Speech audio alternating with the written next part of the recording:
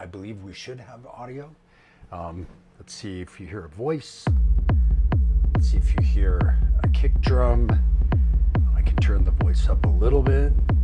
And yeah, let's see what it looks like and what it sounds like. All right. Let me know in the chat if you can hear what's going on. I apologize in advance. There's quite a bit of noise outside, so I hear some cars going by and some honking and things like that. I have a window right now that's facing out to the road, so we may get a few things from there. But let's see here. I believe we have audio. So if we have audio, jump in the chat. Let me know that you can hear the voice and that you can hear the music that I played a little minute ago. All right, let's turn this a little bit. Oh, no, not that way. Let's go that way. There we go. There we go. Let's get that out of my head. Sounds good. Kick is audible. Hopefully it's louder than audible. Give that a try again. See how loud you can hear that. Hopefully that sounds all right. Yeah, so hi. Good to be back. It's been a little while. It's been a few weeks. I was away from the studio. I was traveling in Europe. I played in Berlin. I did a workshop in a couple shows in Berlin. I did a workshop in Brussels. So if any of you were at the workshop, thank you guys for coming. It was an awesome time. Thank you for Oscar from Underdog for hosting me. That was a lot of fun as well. But yeah, it was a great trip. Traveled around a bunch, and now back here in Mexico, and back in the studio, which is kind of what we want to talk about today. It's I have this kind of combo studio that is portable, but also a home studio. And so it's kind of like I couldn't bring everything. I couldn't bring my studio mixing desk and monitors and things like that. So I wanted to set up something that was as functional, even if I had to do a bunch of workarounds. And so today we want to talk about that, how I'm using the Exelon SL mixer in that, an interesting way that I'm using the Tonewerk as kind of a studio hub, an audio hub, which I hadn't seen anybody talking about. So I figured we'd talk about that in a little bit as well. Yeah, because I'm using the Tonewerk as an audio interface, and we'll talk a bit about that in a minute. And then I guess as kind of a bigger, kind of broader point for today, I figured that we would talk a little bit about how we use gear and how, we get this gear and it's kind of supposed to do a certain thing. And so I think a lot of times we get stuck in that idea that we have to do that thing that the gear is supposed to do. And what I wanted to talk about today was that all of this gear is really flexible and it can all do a lot of different things. And sometimes the use that we find for it for a given situation isn't exactly what it would have been, had you been reading the spec sheet or watching a YouTube video about, how cool the synth engine is or something, but you can actually kind of use that for different things. So, let's talk a little bit. Let's see who's in the chat here. Nice, Germany. Yeah, let me know where you're tuning in from in the chat. It's always cool to hear. So we've got Germany for sure.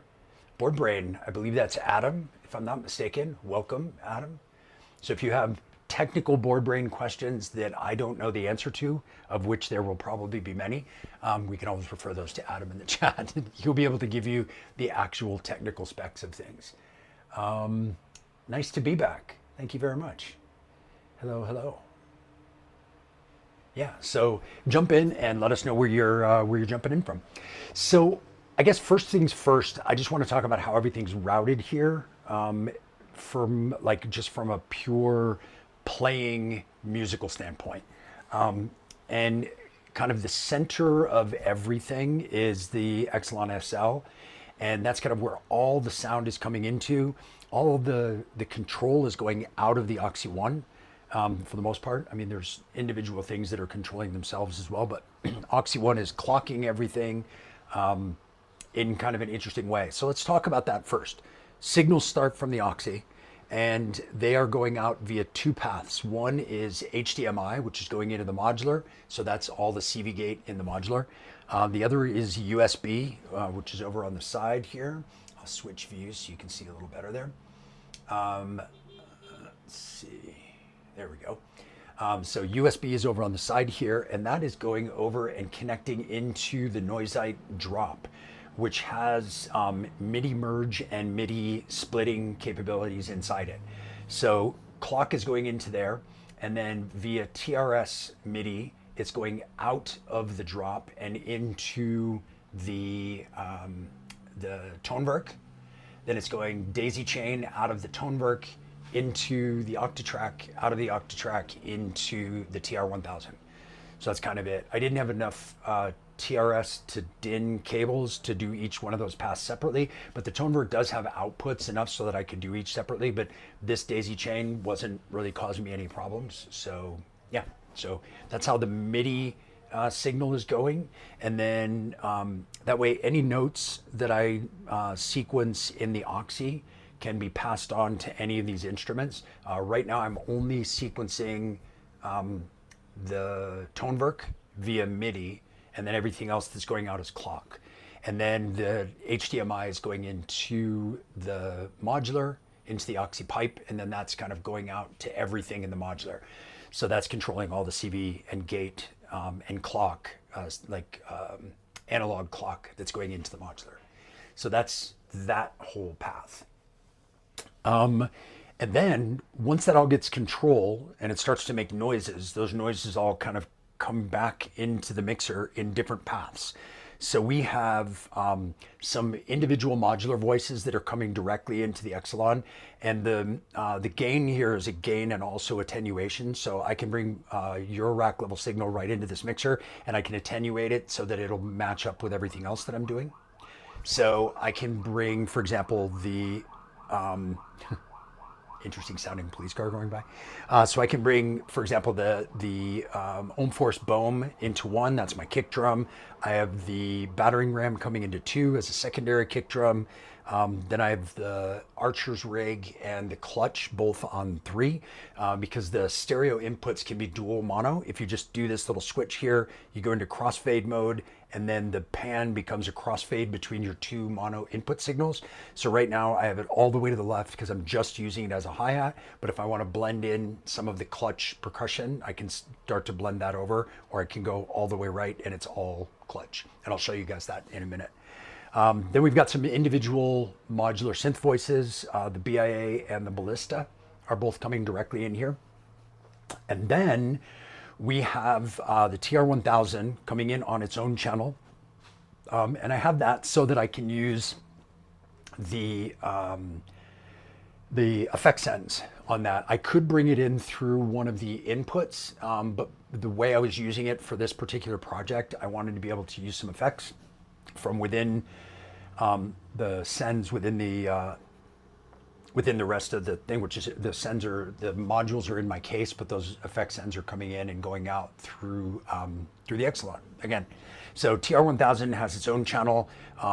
With this, since I'm using the kick from the Bohm, this is basically all other percussion, hats, a few samples, different things like that in the TR-1000. And then on this channel, it says Tonewerk, but it's actually not.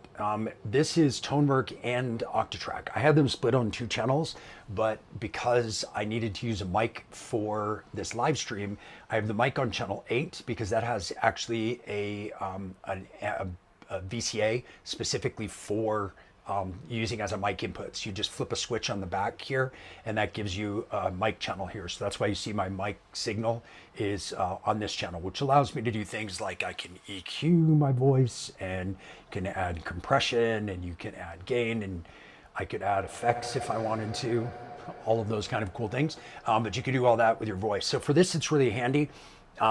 when I play live, I don't use a mic, but and so I have this as a regular channel. But for something like this, as kind of a studio setup, using this as a mic was really really handy. So that way I can connect. I just connect this little DJI receiver that's right here, and that's going into the mic input, and then I have a wireless mic going into that receiver.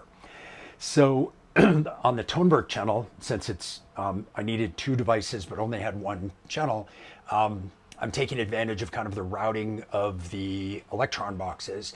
So I have the Toneberg output going into the input of the Octatrack, and the Octatrack output going into this channel. So this channel is actually both of these devices, and I'm controlling a lot of their audio levels and all of that kind of stuff internally in the machines. And then that signal is passing into here. So I've got it kind of leveled out so that it works for the 2 machines on 1 channel.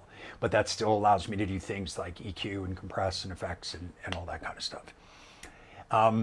So one of the reasons why this is different from my my performance setup is that in performance, I haven't been using the Octatrack, and I have one more modular voice, the Pizza, which I was using in here. And so I kind of wasn't going to use the Pizza for this project, but I needed the Octatrack, so I kind of shuffled some stuff around.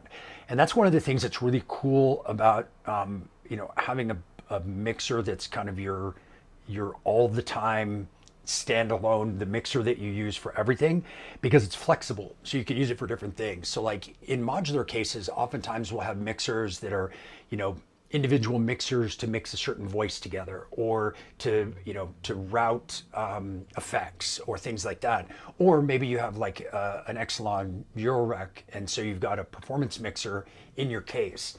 But the in that case, if you want to bring in outside gear, sometimes you have levels that you have to deal with. Maybe you don't have enough channels because you've only got your that's kind of built out and pre-patched for what's in your modular case.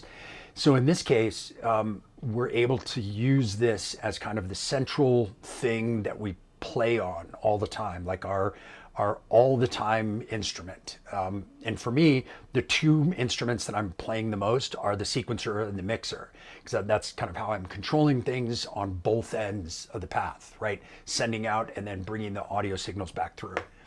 So having a mixer like this, or, you know, a centralized mixer, can be really important. And there's a couple other things that are unique about this routing that before I talk about the recording part of it and the audio interface part of it. I also have underneath the Octatrack here, I don't know if you can see, is where my other mixer is, my regular Eurorack Exelon. And when I've been traveling to perform, let me move the view here. It looks a little dim. The sun is going down a little bit here, so maybe I need to get a little bit more, maybe even more. There we go. Now we can see a little bit better there. So when I was traveling in Europe and playing my shows over there, I only brought this upper half of my case. The lower half stayed because I was using this mixer, so I didn't need my my modular mixer. And then I had a few voices that I had to kind of make choices and decide what was going to go and what was going to stay. So I brought this upper part with me, and the lower part stayed. But now that I'm back in studio, I connect those 2 back together, and I have this lower part which has the mixer in it and a bunch of other voices. So now, because all of my channels are taken up in the mixer with my kind of normal travel performance setup, what I can do is I can send all of those other voices that are in the lower section into my Eurorack mixer, and then the outputs from the Eurorack mixer are coming in using 2 of the master inserts, just as an input rather than as an output and input. So I'm just taking in that signal. So I'm using the Exelon Eurorack as a sub mixer for certain channels, and then they're coming in through here. So that means I have control over those volume, and I can use different effect sends and all that kind of stuff. So if you had a setup like this, let's say you wanted to build, you know, maybe a drum case on the bottom section, and have that mixer be a sub mixer just for your drums, kind of like what the faders on the TR are. And you can have that be just a sub mixer, and then you could bring those into one of those insert inputs, and then you've got control over those in their own place, and you don't need the control over those here in the SL. But then that puts it on the master signal path. So if you're using the master filter or things like that, it would still be usable that way. So a lot of different ways, again, like flexible ways that you can use different gear. All right, let me do another quick exposure correction here. And one more.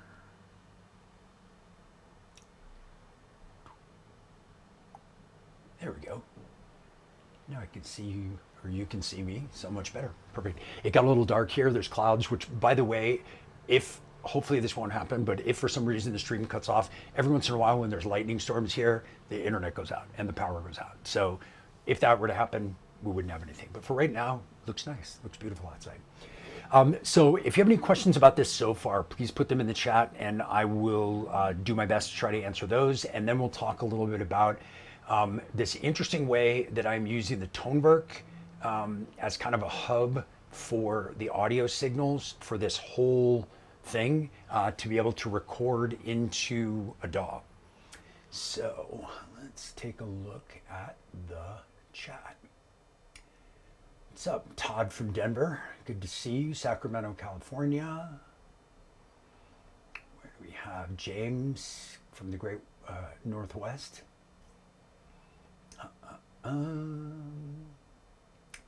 HDMI. The question, yes, HDMI from the Oxy. So HDMI output takes 8 CV and 8 gate with one cable into the modular to a module that's in place there called the pipe. So I can pre-patch all of my CV and gate in the modular and travel with it patched. And then when I show up for a gig, I just need to connect one HDMI cable and everything's connected. So yes, that's that one. Yeah, so no HDMI signal, just using the connectors to carry CV and gate. Want to use the mixer in the context of classical instruments mixed with synths. How transparent can they be? That's a great Adam question. Glad Adam jumped on that.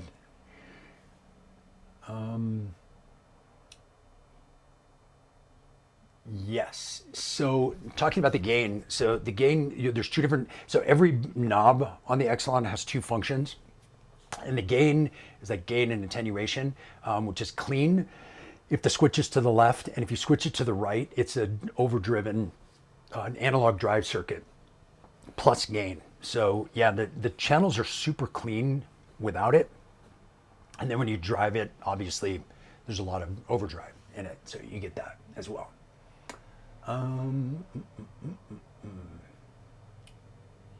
Yes. Cool. Well, no other questions on this so far, so that's good. So that's CV gate and MIDI out to everything, and audio back in to the mixer. And then I had this interesting thing, as I was like, okay, I need to do this remix that I got asked to do for Diffuse Reality record label. And I was like, okay, well, I don't have my normal mixing desk where I can multi-track into Ableton, where I can do all this stuff. So my first thing was, okay, well, I'm just going to record to a little Zoom recorder, and then I'll drag that in, and then I can see if there's any adjustments that I need to make afterwards. And I was thinking, I would really love to be able to monitor in Ableton, take a look at what things are looking like on that main without having to wait until after I've already recorded something and then move it over, find out that I need to go back and record it again. So it gives me a chance to monitor. So I was like, how do I do that? I don't have an audio interface. I don't have my big studio desk, which is normally multi-track audio interface. And then I realized that all of the modern Electron boxes are audio interfaces as well, and they get recognized as audio interfaces as well, including the Tonewerk. So what I was thinking was, okay, well, instead of using the Tonewerk as part of the project, I'll just run from the record out, which is a stereo record out from the Exelon, which is right here on top. I'll run from the record out into an input in the Tonework, and then I'll go audio over USB into Ableton. Great. And that was cool. And that works actually. So I just go in, open up or connect the USB cable, open up Ableton, it recognizes the Tonework as an audio source, and then I just take the wherever I've routed those inputs, because the inputs A and B can be routed to either AB out, CD out, or headphone. So you've got a lot of choices, kind of like you do with the Octatrack. And so I just routed them to CD out, even though I didn't have anything connected to that. And then I picked them up on through the audio interface, audio over USB. And I said, okay, cool, that's great. Except I wanted to use the Tonework as part of this remix that I was doing. I had one track that I was using some sounds off of that. And I was like, well, if I take the output from the Tonework into the mixer, and then I'm taking the master out to the Tonework, I'm gonna get a feedback loop. And so I'm not gonna be able to use that. But then I remembered that one of the interesting things with the Tonework is that you've got all of these different audio routings. So you can send everything to everywhere, pretty much.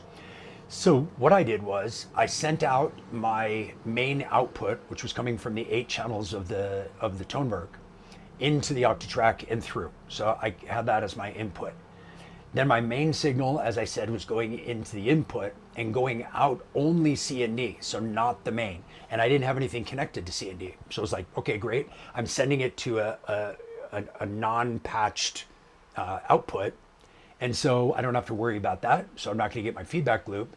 And then my signal could go through to Ableton. And it worked. It worked great. And I said, wow, that's really cool. That's interesting. Now I can use that this way. And as long as I route that to a dead output, I don't have to worry about anything. And then I started thinking about it. And I said, well, hold on a second. I've got, I need to do my live stream as well. And I want my live stream connection to be able to be connected here as well. So what I did was I took another one of these cables, which is TRS 3.5 to dual 1/4 inch, which is how I went out that way. And then I came back the other way, dual 1/4 inch out of that, coming out of C and D, that's supposedly, you know, dead output that I wasn't sending anywhere.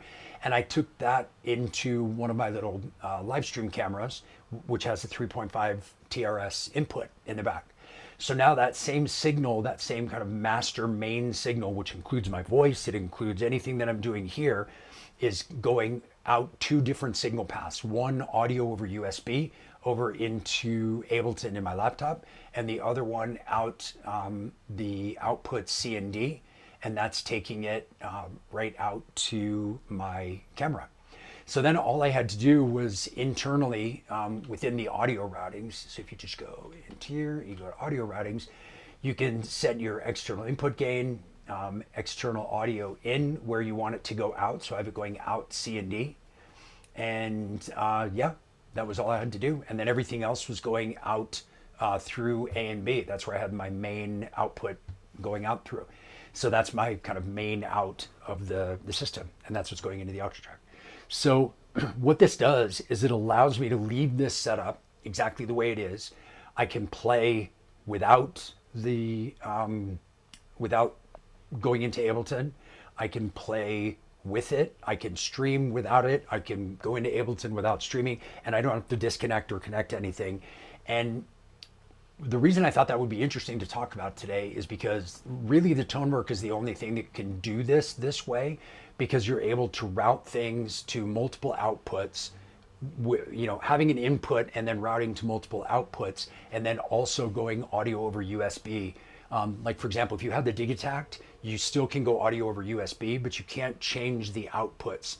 So your main signal that was coming in would either be muted or it would be going out the main. And you can say that you don't want it to go out the main, but I don't think that will still let it go out over USB. I could be wrong. So being able to do that with the Tonework is really interesting. So cool combination of inputs and outputs, including audio over USB, that allowed me to do that. So any questions about that before we go into the rest of this and the remix stuff how this is all working. Throw those in the chat. Happy to answer any of those. So let's see. Cool, crystal clear, no questions. Awesome. Well, so at the core of this, the reason why I set this all up in the first place is because I'm doing a remix, and I didn't want to do, the way I used to do remixes, I would get individual track loops or stems, however they sent them to me, and I would load those into Ableton, and I would start to kind of build a track. I would pick out the stems that I liked, and I would use those to kind of set a framework, and then I would build a track around those in the box. And since I've been doing my performance and production in hardware, I like to be able to do have similar functionality, but doing it in a hardware version so that I can actually perform the track as I'm making it, as I'm recording it, so I can test things out. Do I like this? Do I not like this? Is this something that I would play if I was DJing or playing it live? And so that way, this way, with all of this gear, the way I have it set up now, it allows me to do that. And kind of key to that is the Octatrack. And one of the cool things about the Octatrack and the 1010 Black Box, they're my two favorites for time stretching and putting in kind of longer samples so you can change tempo without having to change pitch. And so what I was able to do is I downloaded the stems for this track. I picked out the 8 that I liked the most, that were kind of the key elements to the track. And then I loaded those all into the Octatrack. Let's see here. And so we can play a few of those. But just to give you an idea of what those stems sound like as compared to a whole track. Let me make sure I don't have any weird sends on. So this was kind of a low tom bass-ish, percussive bass thing on that sample. The next one, this one, I actually added a bunch of reverb to, so I'll take that off.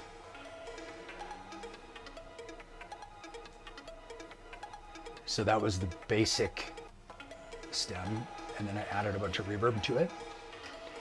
The next one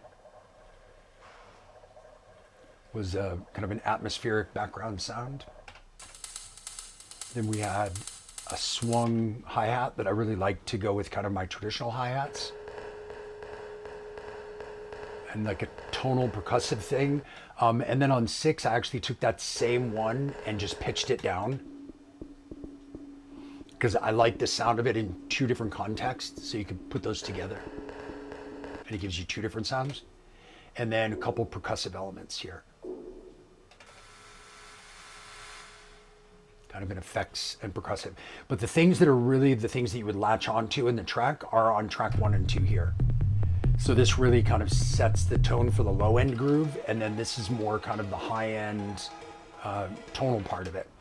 So those were the things for me that I wanted to take from the original, because they were parts of the track that were identifiable, and they identify the track as what it is. But then there was other things that I wanted to build out myself, using my own drums and percussion, using my own synth voices and effects and things like that. So that's why bringing it into the Octatrack is great, because now I can experiment with these. I can just put a couple different sounds in here. So if I just combine these ones, for example, and then I can bring in my favorite kick drum, and that way I can see kind of how this would go with that.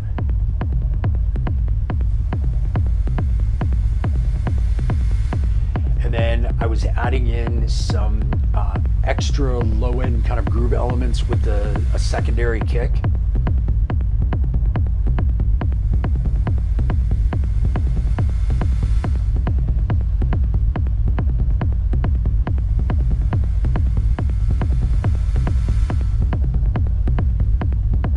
So you can hear how that gives you kind of the backbone of the track. So this is a lot of what the track would be. This would be like, if you're doing this in the DAW, this would be kind of your 8-bar loop. So one of the things that I find really fun about doing remixes with hardware is that now I can take this and I can start to perform it, right? So I can bring in and bring out elements. So bring out the kick.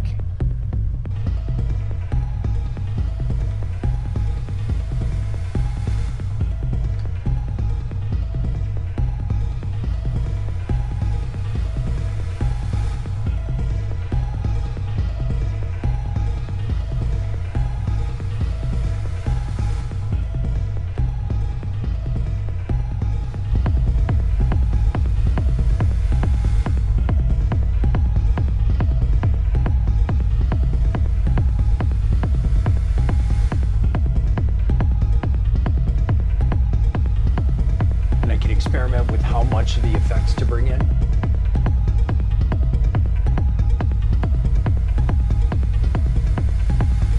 And then I said, okay, yeah, this is great as kind of like a middle section. Like this would be kind of like the main part of the song. What I felt like I was missing was something in kind of like the high mid range, kind of more of a tonal thing, because the tonal thing that's coming from the sample is very high. So I wanted something a little bit lower than that. And that's where I was bringing something in from the Toneberg.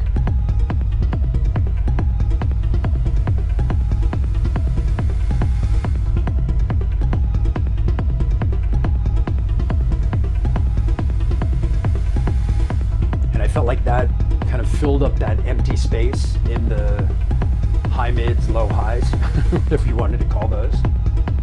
And then after that, it becomes kind of dynamics as far as what we want to play with. Right? So bringing things in from the TR-1000, for example. So let's say we wanted to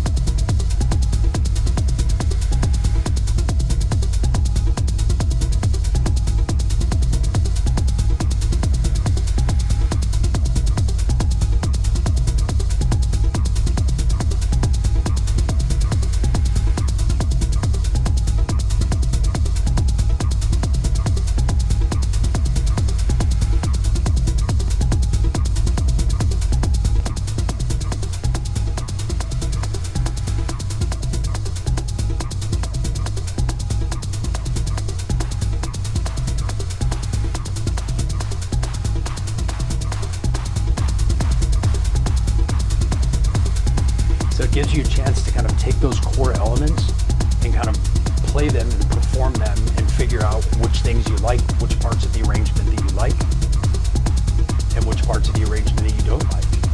So let's say I wanted to make this a more minimal track.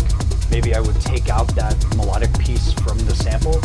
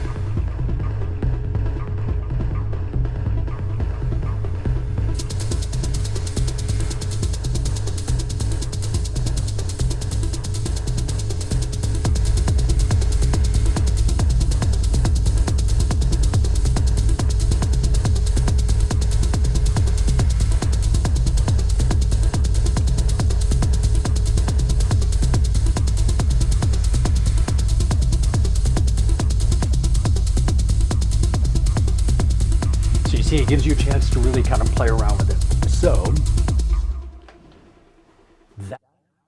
that is how we kind of bring everything in together using little bits of different things. And one of the things to just kind of touch on as well, when you're building a track, when you're performing live, it doesn't really matter.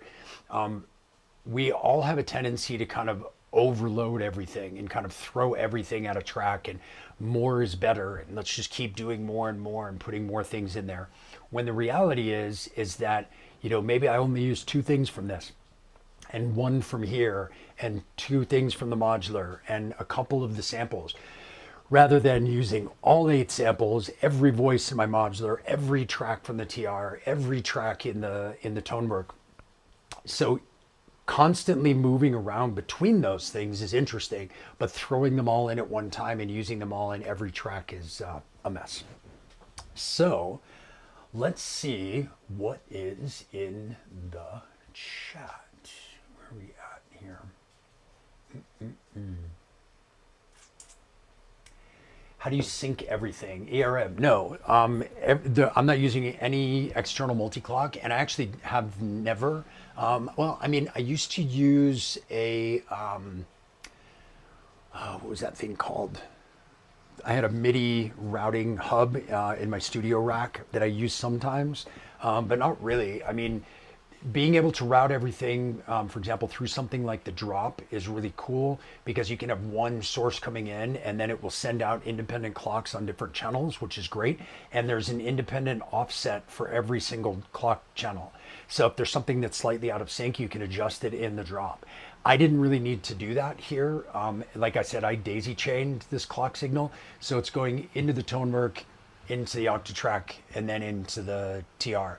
The TR does have some delay, and if you go into the menu here and go into project, oops, wait, menu, project, there we go. And you go down to sync delay. This is where you can adjust your delay. So for example, if I do, let me take all these out, and I'll put like a, just so you can hear, you know, like basically a basic kick drum. And that's with the boom. But if I change this delay amount,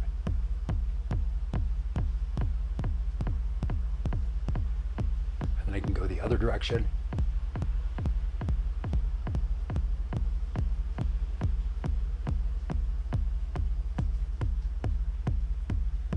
There we go. And we get them beat matched.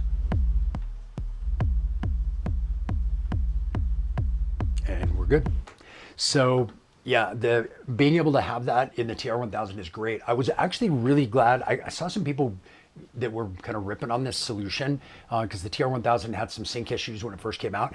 And what most companies would do is to try to do this kind of generic software fix. And instead what they put in is something that has a lot of control. And so now if I'm clocking it from one device, I might have a slightly different delay than if I'm clocking it from another device. And this way I'm not constantly chasing around after MIDI sync issues. I can just go in, put a kick drum on two different voices, and then just go in and beat match it basically so that I can get it to be there. And then all I do is I just save that, overwrite my last thing, and that saves that now as the parameters for this setup, which shouldn't really change. But if I was to change this setup and maybe, let's say I was going to sync this via USB from Ableton, well, that delay is going to be totally different. And so now I can go in and just set it up so that it's exactly dialed in every single time. So yeah, so that's how I'm doing sync. So with this, there's no multi-clock, but there is a little bit of adjustment capability between the drop and the TR-1000. So yes. Let's see here. When you say track to multiple outputs on the tone work, are you referring to physical and USB or multiple physical outs? So you can assign, so basically any track or, you know, whatever. So like your external inputs here. So I've got input A and input B. Those are routed out to output A and B. In this case, but if I wanted to, I could send them to something different. So you can route them differently. You can take your, let's see here.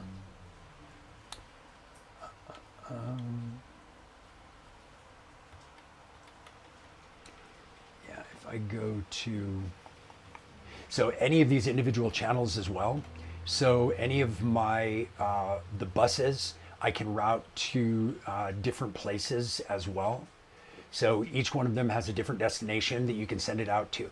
So what I had done originally was I sent it out to an output that there was nothing plugged into, because I just didn't want that master audio signal coming back through the chain and feeding back. And when you do that and you plug in USB into your computer, the audio interface doesn't show up as output A, B, C, D. It shows up as 1, 2, 3, 4. And so 3 and 4 was C and D that I had this going out to. So in that channel, it was coming out over audio over USB onto 3 and 4, which is what they call C and D in that audio over USB world.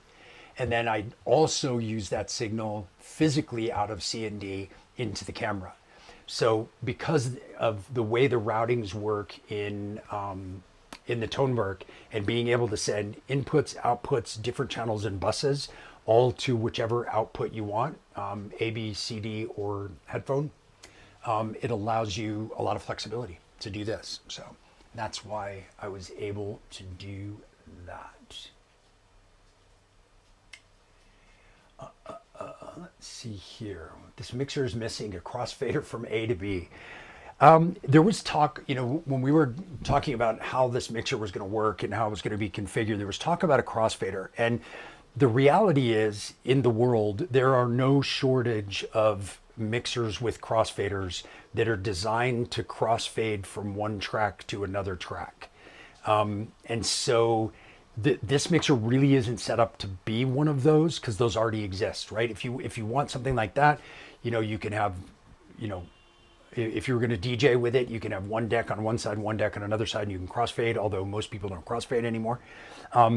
And so having a crossfader was kind of more of a niche thing, I think, personally. I mean, it's not something I would ever use. I don't even use the crossfader on the TR, even though you can.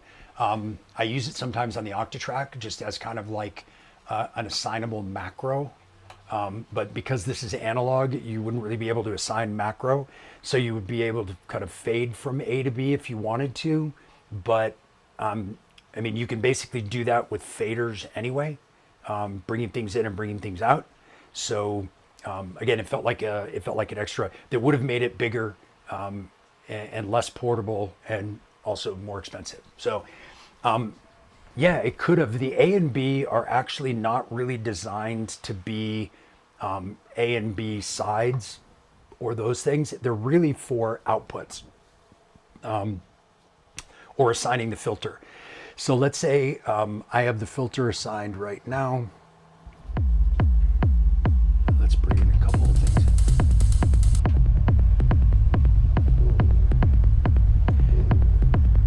And let's bring in. So that gives me a little bit of a track to build around. So right now I have everything set to main instead of A or B, except I have my kick drum set to B. So if I don't filter all, which is my override right here, and I switch the filter to the B side, when I engage the filter, it will just filter my kick drum because I have that's the only thing assigned to it, right? But if I switch to filter all, then I can filter the entire mix, everything, and then go back and still have my assignment that's just my kick. So I don't have to change out the assignment at all. So that's one use of the A and B is that. And then the other is for the stereo inserts. So there's two mix buses that are A and B mix buses outputs. So they can go out to pedals, to an Octatrack, a great use, which I'll actually probably show on a video once I'm done with this remix. You can take, if you've used EasyBot's Octatrack template, you know that it's set up so that A and B inputs are drums and percussion, C and D inputs are kind of tonal melodic things, and there's some effects that work better with each of those, and they're kind of set up that way. So if you were to set that up so that your A output went into A and B, and your B output went into C and D, and then you assign all your drums and percussion, like if you had 2 or 5 or 3, it wouldn't matter, assign those all to A, and then your tonal melodic things, if you have 2 or 5 or whatever, you assign all those to B. Then those are going to go out into the Octatrack, and then you can have that Octatrack signal come back in through the return of that master send. So that way, instead of just having one set of inputs into the Octatrack, you've got 8 stereo inputs that can be assigned to either one of those inputs and still use that performance template with all of the effects and with all of that stuff. So these two things work like super well hand in hand. Another use for that too, if you weren't going to use a performance template, but you were still going to use the Octatrack and you wanted to do something like live looping, you could have, let's say, your B output going into an input that was being sent to a looper track, that was being sent to a recorder. And so then if at any time during your performance you had something you wanted to record, you could just switch it to B, and now that's going to be going out to that B output and into that recorder. You can record it, and then you could have the output, since there's a Q and a main output from here, you could have an output coming back into a different channel, and then you could fade in that looped bit or not, right? So you can use it as it's kind of set up as a template, the way EasyBot does, or you can also use a lot of the functionality of an Octatrack just by using these A and B outputs in this way. So, and also, going back to the idea of having a crossfader, using those A and B outputs basically gives you a crossfader if you're using an Octatrack, because you can have different settings, whether it was, filters or effects or looping or whatever you wanted to, assigned to the A and B sides of this. And those could be the A and B outputs from here. And then you could basically have it assigned and you could use the crossfader there. So there are different ways to do it. But yeah, having a crossfader in this, it's not a DJ mixer, and it's not designed to be a DJ mixer. It's also not a full-size studio desk, and it's not designed to be that either. It's designed to be a super portable, all analog mixer for electronic live performance. It can do a lot of other things, but that's not really what it was made for. It was made really for electronic live performers, and to be portable, to be able to take with you to a show. So there's a bunch of things that could be added, and it would make it, the size of a Big 6, and then you would have to haul that around in a truck to go to your gig. Whereas with this one, if you do the pre-sale, the pre-order on this, you get a deck saver. You just pop a deck saver on it, chuck it in your bag, and you can take this with you, and you've got your mixer rather than having to rely on the mixer that's at the performance. So anyway, that was the thing with the crossfader. Where are we at? Which monitoring system do you use? Mains and headphones? Do you use any mastering chain on the output? Good question. So usually when I am performing, where are they? Everything's kind of a mess because I've just been setting up. Normally I use in-ear monitors when I'm performing, and I just connect those to the headphone jack here, and I go into my in-ear monitors, unless I'm using an end of chain, which I actually, for my trip to Europe, I built this janky little box, which I just took apart yesterday, to be my end of chain box. So I was taking the main output from the mixer, going into the Oxymeta to have a bunch of different performance effects. Then from that into the Polydactyl Versio from Noise Engineering, which gives me multi-band compression and limiting, and a master saturator. And then the signal from that was going into the board brain monitor, so that I had 1/4-inch outputs and headphone monitoring. So I was using this monitor to hear everything after the end of chain, and then going out these outs to the front of house. So that was coming out of the mixer into here through this path, and then out of here out to the main. So this was kind of my end of chain performance box. For any of you who've watched me for any length of time, you know that that for me, the most important things to have on your end of chain are saturation and limiting. And the polydactyl Versio gives you saturation and 3 bands of limiting. It also gives you compression, which I don't use. I leave those in the middle, which is because you've got upward and downward compression on this, and I don't use either. I just leave them straight in the middle, and I just use the limiters and the saturator. So that's my end of chain. So yeah, but that's it. Other than that, nothing else on the end of chain. The output sound quality of the Exelon is unbelievably good. It's super, super loud, and the signal to noise ratio is really low. So it's very, very quiet. So you don't have to worry about that. You can really, really drive it. There's a lot of headroom even beyond what shows on here.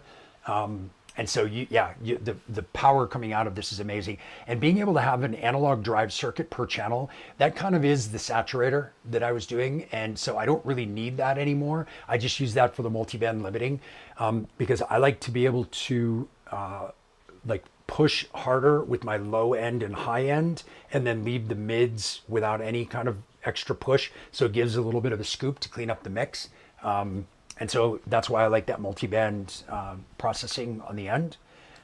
But to be honest, you don't really need it. Like coming out of this is great. I just had that those modules, and that's what I was using in my modular case before I switched it up to use the Exelon, the SL. And so yeah, just what I was used to. So I wanted to be able to use something similar. So that was that. Where we at?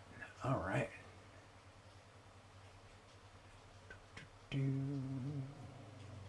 Greetings from Hamburg. Awesome. I would love to play in Hamburg sometime.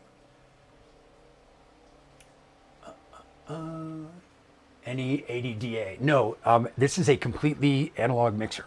So there is no digital anything. So because of that, it's completely analog outputs. There's no converters in this at all. It is completely an analog signal path all the way through to the output. Where this is going through an analog to digital conversion is in the Tonwerk. So it's going into there, being converted to digital and going over USB into the DAW. But that's the only place. Otherwise, if I was just going straight out into a recorder, it would be completely analog all the way through until it was a digital recording, obviously.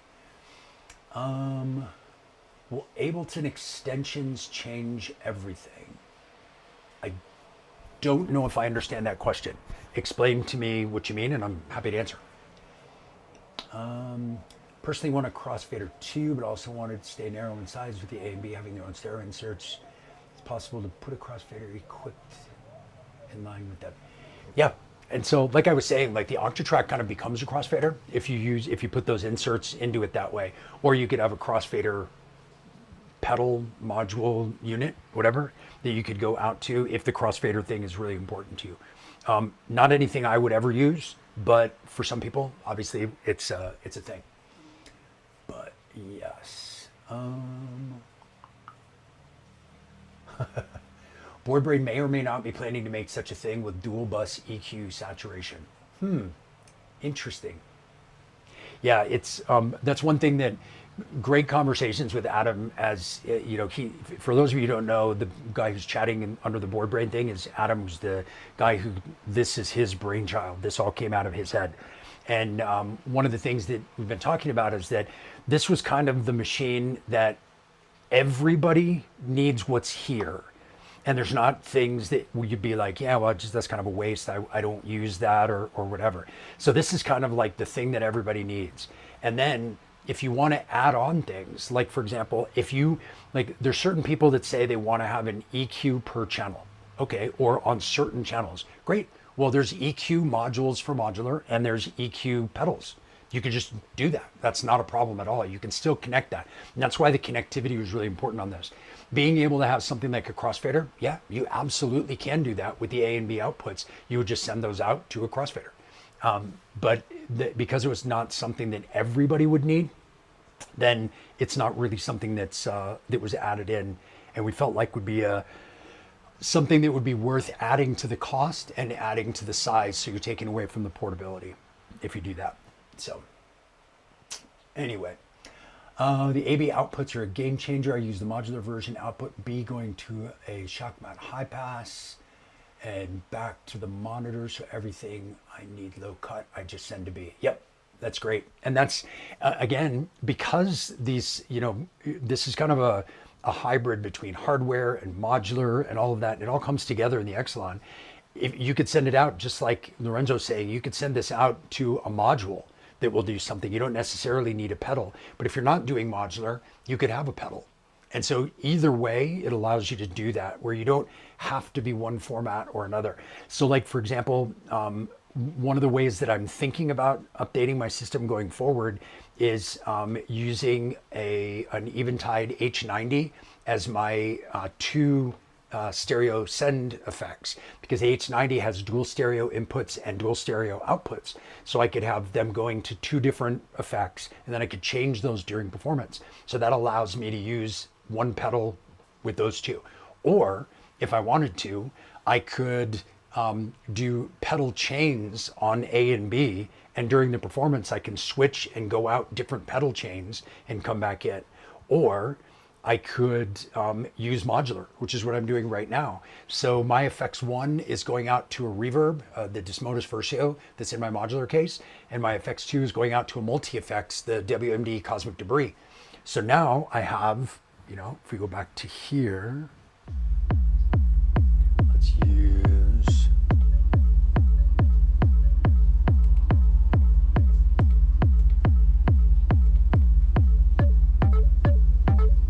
so just like something bloopy from the modular.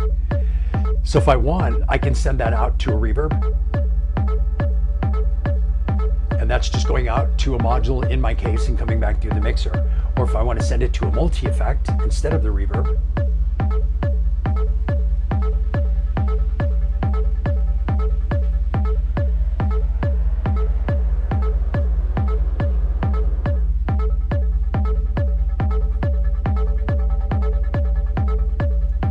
or I can send to both. And one thing that's cool too with the SL is that these can be either pre-fader or post-fader. I'm a big fan of pre-fader effects because I like to use them even if I'm not using the main sound. So if I take this out, I can have just my affected sound, just the wet signal. And then if I want, I can send other things pre-fader. So like if I wanted some high frequencies, I can send a hi-hat out there.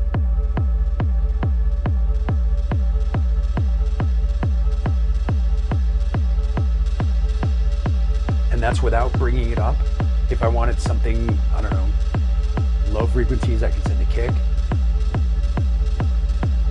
without bringing any of those in. And then we've also got the ability for this to receive the sidechain. So if I switch this to sidechain receive, those effects returns go through the sidechain. So now if I turn up the pump of the sidechain,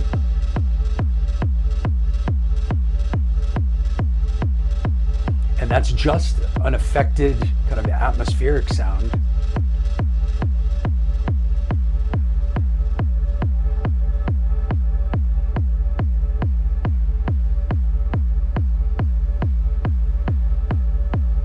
Take the sidechain away. That's another thing to where do I have that sound still coming? There we go. That's another thing to talk about is that with the sidechain, all of the channels are assignable to the sidechain. So you don't have to have it going through everything all the time. It isn't like an all or nothing, sidechain that's only on the master. So what this is that everything is assignable. There's this little sidechain receive switch on every channel, and you just switch it to sidechain receive. So right now, while I've been working on this remix, I needed to have, I have this secondary kick, which is secondary to my main kick, which is this. And I wanted to make sure that this wasn't interfering. So I made this receive the sidechain. So that's with the sidechain on, and this is without it. So you hear how it would kind of muddy up the lower part of a mix. So if I bring this in here and then I bring in the kick, it gives me a low end that works together, right? So that kick still punches through. And if I wanted it to take out more of the low end, I can turn down the frequency, and that's a bandpass filter that's determining the frequency that triggers the sidechain. But if I turn it up here, I'm getting the transient. That's what's giving me that kind of pumping duck. But if I turn it down, it's the lower end. So it gives you, again, a lot of flexibility. That was one of the main things with this mixer. The idea was flexibility, to make sure that everybody could use it for all sorts of different things. So anyway, where we at? Did you take a look at that new WMD end of chain module with EQ and bass mono? Looks pretty interesting for 4 HP. Yes, it does look very cool. I haven't gotten a chance to play with it yet. I unfortunately didn't get a chance to get in to use it at Superbooth because they were so busy all the time. But once I get back to Denver, I'm sure Alex will give me a demo because, yeah, it's pretty cool. I love that idea of kind of like focused end of chain because I think we overthink end of chain too much. I think there's too many things with too many things, if that makes sense, for your end of chain. You really need saturation limiting. That's what you really need. Then from there, you can add EQ if you want. You can add, I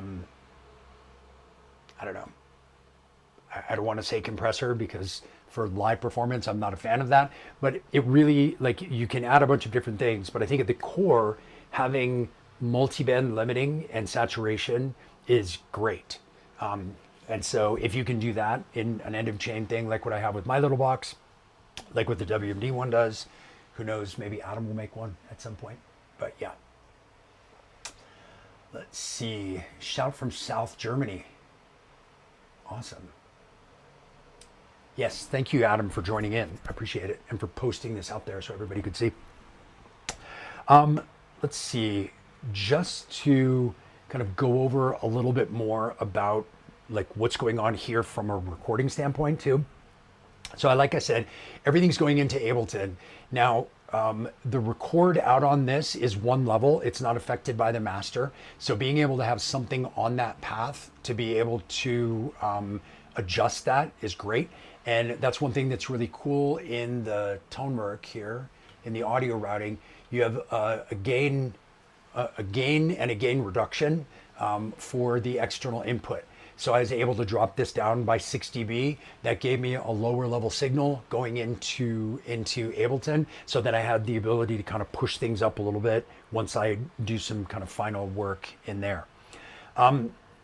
Talking about also using this for multi-tracking, because right now we're just talking about like one individual output. But another cool thing with the SL is that it has these individual outputs per channel right here on the top of each channel. And those are 3.5 millimeter TRS outputs. And what I normally do now is I have a 1010 Blue Box, which I don't have with me right now. 1010 Blue Box that has 6 stereo or 12 mono inputs, 3.5 millimeter also, which is handy. So I can put a 1010 Blue Box right next to this when I play a live show. I can patch every single one of these, some stereo, mostly mono, because I use mostly mono channels, into the Blue Box, and I can multi-track everything onto an SD card. And so when I play my improvised live sets, I might be playing for 3, 4, 5 hours. If I just hit record at the beginning, at the end, I have an SD card of 3, 4, 5 hours worth of endless samples or sections that I can chop out to make a track out of, or all sorts of things that I can use the multi-track for. And because I have a separate main out, I can either record that also into a channel in the Blue Box, or I can send that out to a Zoom recorder or something else. And so it gives me a lot of flexibility afterwards. But again, everything kind of coming back through this main audio processing spot, right? Everything's going through here, and then it goes out where it needs to go out to. So yeah, being able to have the effect sends out, the insert out, the per channel outs, all that being, the inserts being assignable and all of that, it just gives you so much flexibility on where you send every single signal from here, right? You can send it to all sorts of different places. So that's why I really wanted to show this. I've already done a video to show this, how I'm using this to perform live, but I really wanted to show this as a studio tool because yeah, it doesn't have multi-band EQ. This isn't a full-size mixing desk, but if you're traveling or if you have a small home studio and you don't need that, or if you're using hardware instruments like these, where they have, the ability to shape sound and EQ and things like that internally in them, you don't then need to do it again once it gets to the mixer. So in some cases, this can be your studio mixer. It really just kind of depends. Now, from that point, it becomes, okay, then how do you get it out from there into a DAW or a multi-track recorder or whatever? So I gave you the example of the Blue Box, which works really, really well. I also gave you the main output example going through like an Electron box so you can record your main out. But then you've also got some other options out there. So what's the name of the company?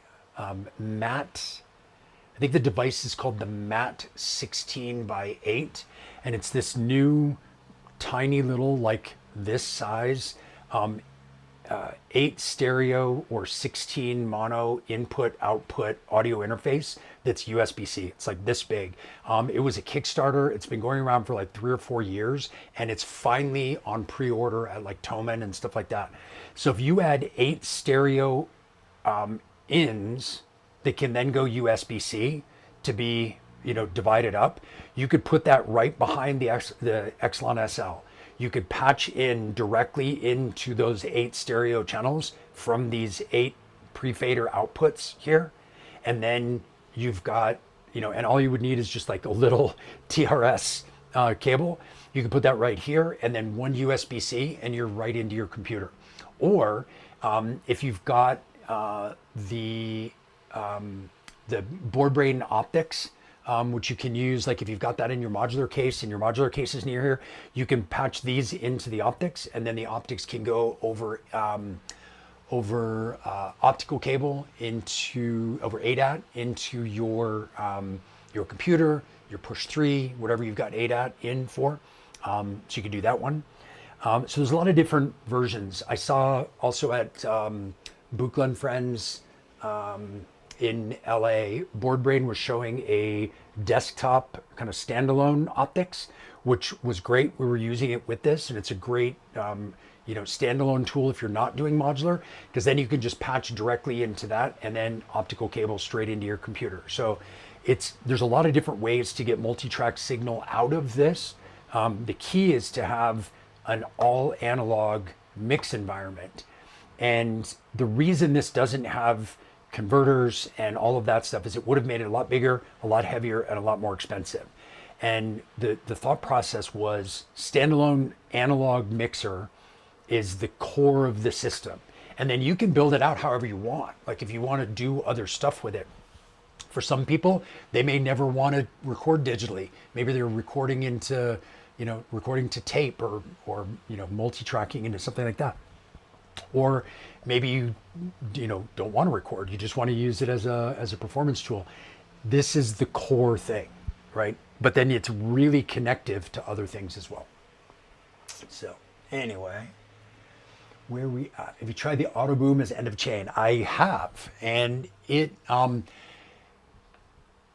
sounds really good for certain things and in certain scenarios. It's really good on drums, particularly low end kick drums.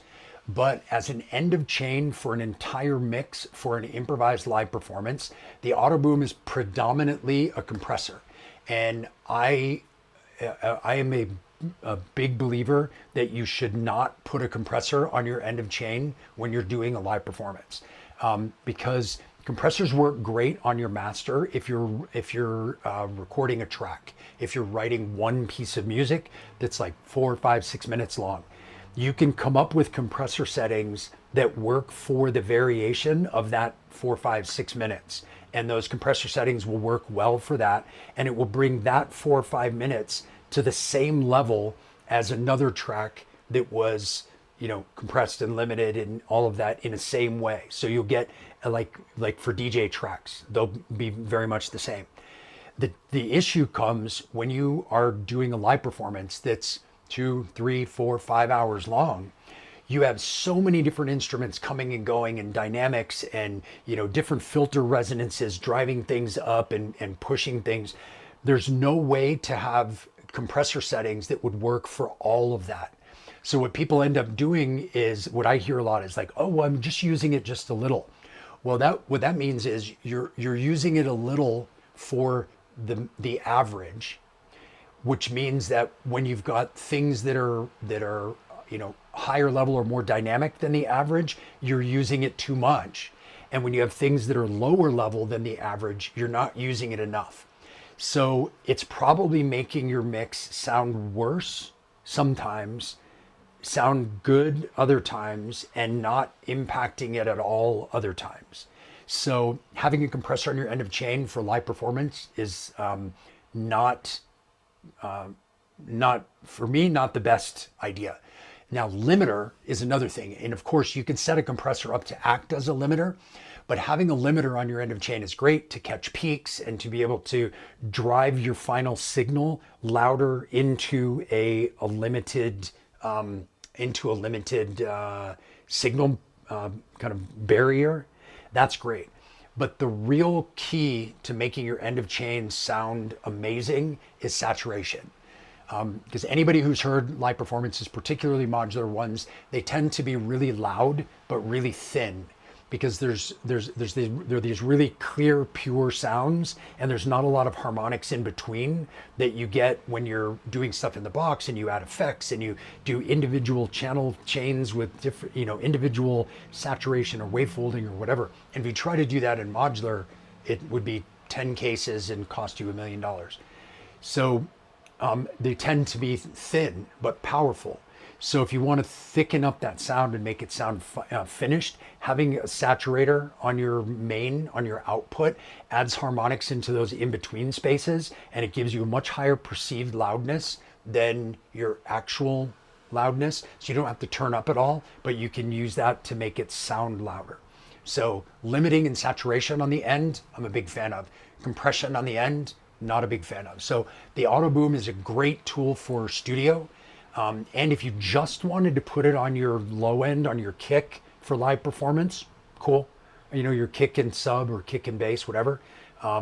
Cool. You can use that to kind of tighten up that and add some extra pressure on your low end.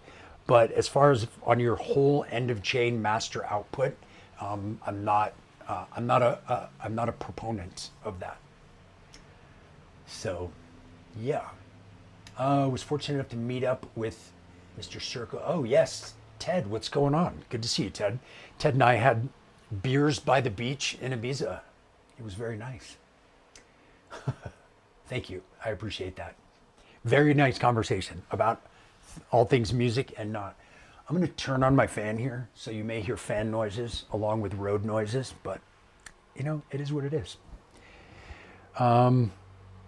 Yeah, so what other questions do you guys have? Happy to answer whatever, but put those in the chat. In the meantime, I did want to do a couple of shameless plugs while I have everybody here. The June session of my hardware performance course and my hybrid production course, which is a lot of what we're talking about today, those are both live now, and the first calls are on Sunday, tomorrow. So if you're interested in getting signed up for those now, jump online. Any of you who have pre-purchased the Exelon SL through BoardBrain, if you send me a message with your, it shows me your that you purchased it through BoardBrain in the pre-order, you get $100 off either of the courses. So you can do that. Also, anybody who did that pre-order who's not interested in doing a course, and that is for anybody who pre-ordered the Exelon SL through BoardBrain, but you'd be interested in my Patreon, you can get 4 months of the $25 tier of the Patreon, so $100 value, same value. And what that gets you is a weekly Zoom call that we do every Saturday. And we got to get together. We talk about all kinds of stuff. Today we were talking about audio adjustments during sound checks, and we've talked about how to get gigs and different pieces of gear. We did a Super Booth review while I was at Super Booth. I kind of walked them around and showed them everything. So we do a Zoom call every Saturday, and so that's 4 a month for 4 months. So you get 16 calls for free if you want to.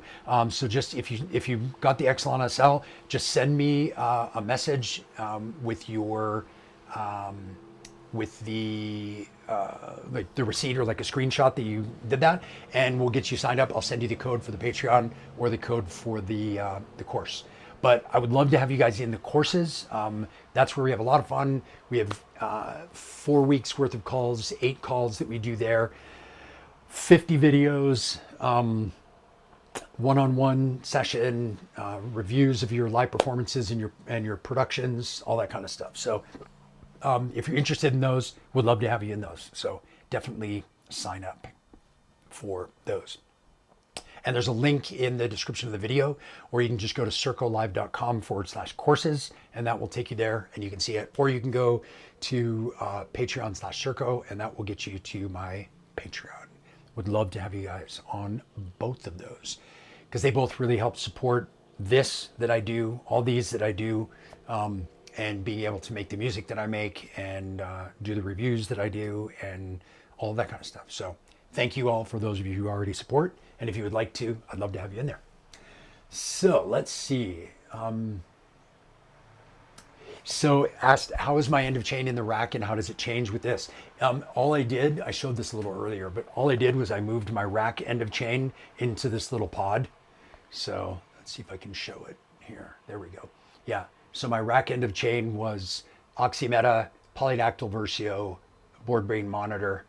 And that, because I didn't have space in my case when I only took one piece of the case, I just got this little pod, moved it into here, and then just set this right next to everything and routed it that way. So yeah, so that's my end of chain. So anyway, let's mess around a little bit more with this remix, because I wanted to show you a little bit more about how flexible this can be. So we already had kind of our low end bit.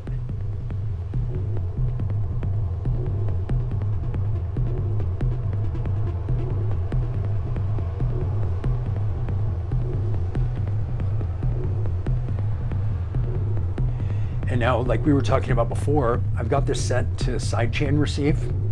So you'll listen if I turn up the sidechain amount and I put this back on where the transient is. So you can have it be super dramatic, or you can just bring it down and have it be a little bit more subtle. One thing that's really cool for live performance too, or if your studio's dark, if you notice these faders right here have a light in them. I don't know if you can see that very well on the camera, but anyway, when you turn this down, the light dims, and then as you turn it up, the light gets brighter. But then when you activate the sidechain, you can see how it's changing up the signal here. Right? So you can see the sidechain, which is cool if you've got kind of everything up and you wanted to sidechain a certain thing and you weren't sure and you can't hear it in the mix. You can see if it's ducking with everything else or if it's not.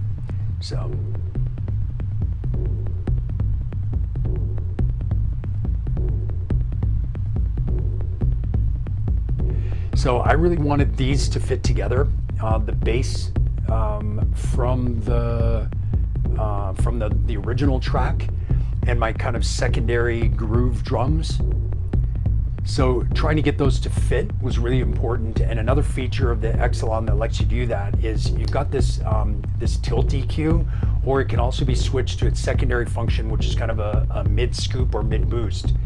So if I want to scoop the mids of one and then boost the mids of the other,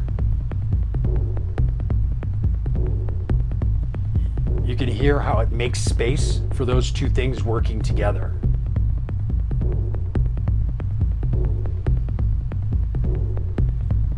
Right? Or if I wanted to, let's just show it on this one. If I wanted to have it just be the tilt version of an EQ, let's say I wanted this thing to be a bit brighter. Or if I wanted it to be more dark. Right? I have the ability to do that. So let's go back to what we were doing before. Let's push the mids a little, and then let's scoop these mids. So that really allows those two to work together, and then they're actually both being sidechained.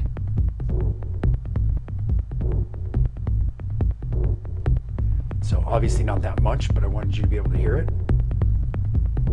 So that way, when we bring the kick in, this is our other part of our low end. They already kind of fit together, and then the kick will fit in a little bit more with that.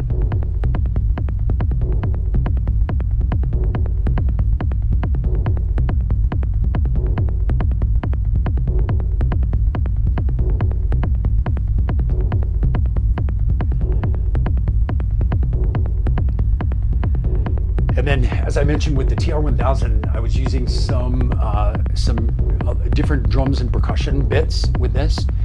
So there were some toms that I was playing around a bit with. But I just felt like it was getting too busy in the low end. Before I was using this secondary kick, I was using some low toms here. But I actually like the battering ram a little bit better for that. And then, so I have kind of closed hat, open hat, ride, clap. Those are all here. And then I had one sample that I added into this. It was kind of a percussive thing.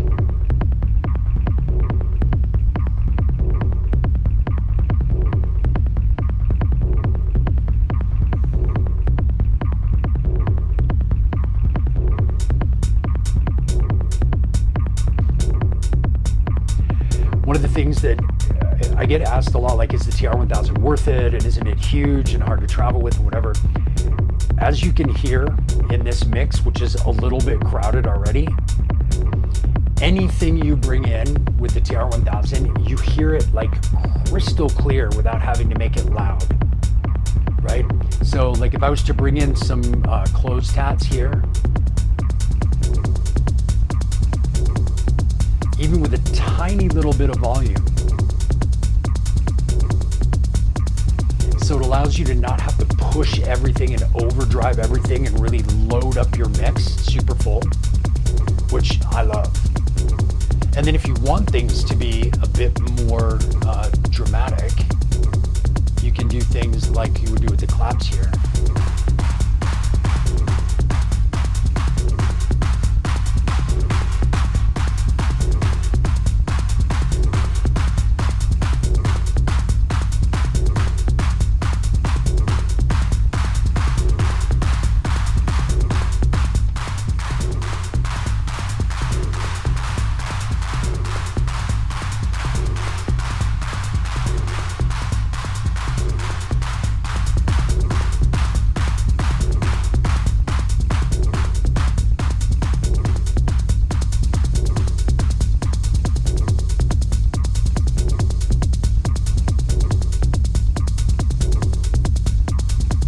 My other favorite hi-hat is the Shockmont Archer's rig.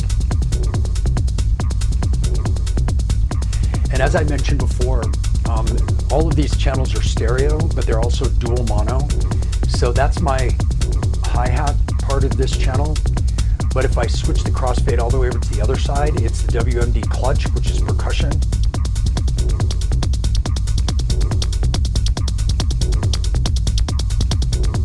And if I want, I can fade them both together.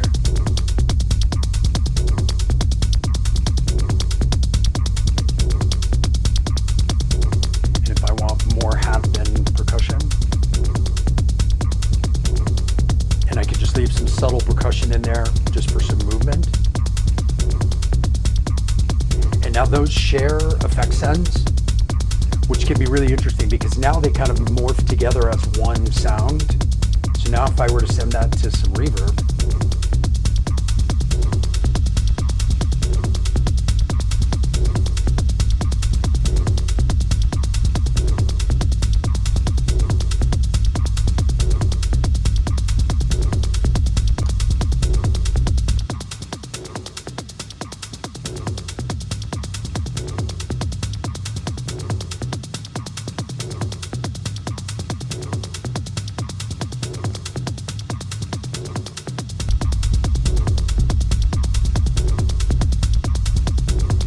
again, doing a remix this way is really interesting because you can take key elements and then you can build around them. So like if I was to bring back in that tonal part,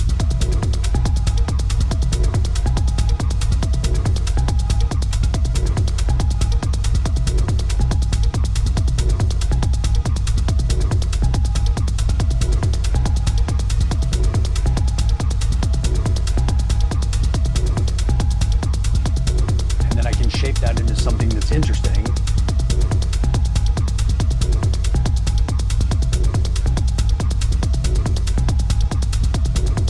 So again, that's another element from the original. Now I've got these interesting hi-hats, right, with my percussion, my regular hi-hat, and my hi-hats over here. But if I wanted to use something more from the original, I have the original ones.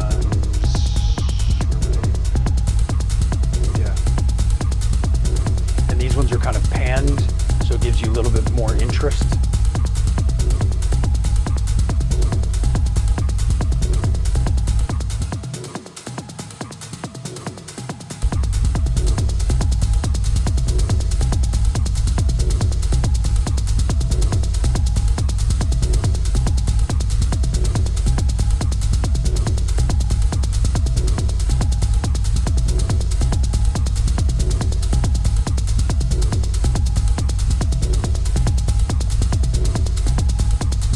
So you see how the TR really cuts through.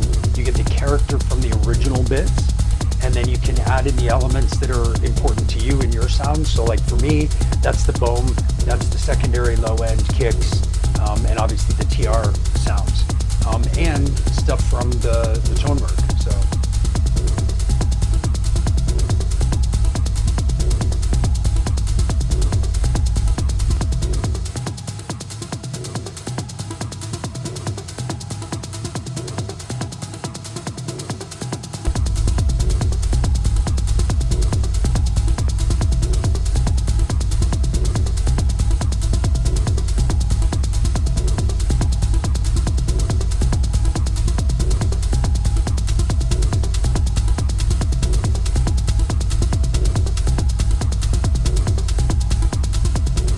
I get asked too why I still use the Archer's rig if I have the TR-1000, and I'll give you an example right now. So I've got a really traditional 909 hat here, right? That's my open hat, closed hat, traditional 909 as well. And with this one, I can really shape it. So if I wanted this to be 909-ish. Take off the effects here. So if I wanted this to be 909-ish, I can do that. Obviously I can filter it. I can shorten it.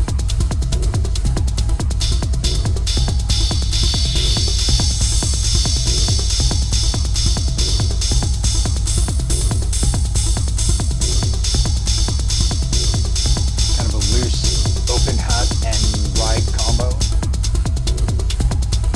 But then I can also really change this pitch-wise if I want.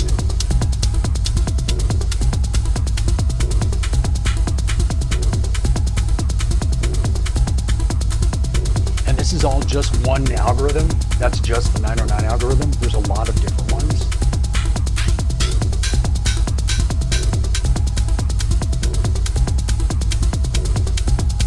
So I like it because for those of you who have followed my stuff, you know I'm a big fan of frequency spectrum.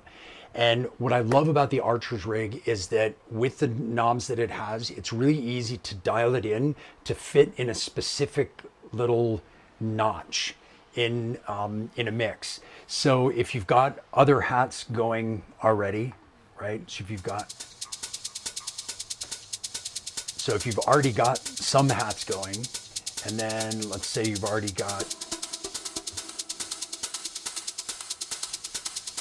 so you've got a bunch of different layers of hats, but what's missing right now is something that's kind of more percussive, high mid, for me at least. So what I can do is I can dial this into high mid and then have it be, and it gives me another layer, or I can sequence it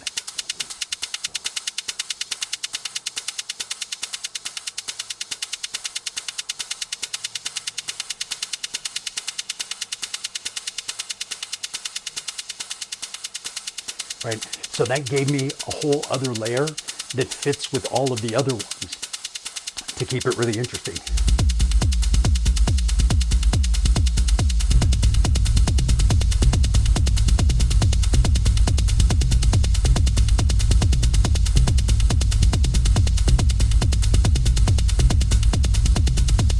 And there's still room in that mix if you were playing this and you wanted to bring in some extra energy, you could still bring in something like a ride.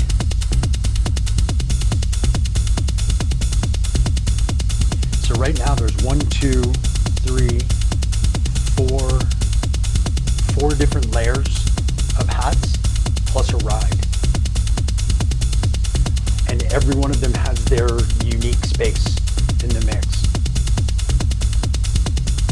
You know, just like if we take those out,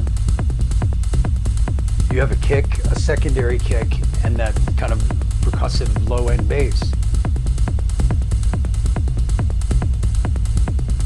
And because of what we did with kind of scooping and boosting mids,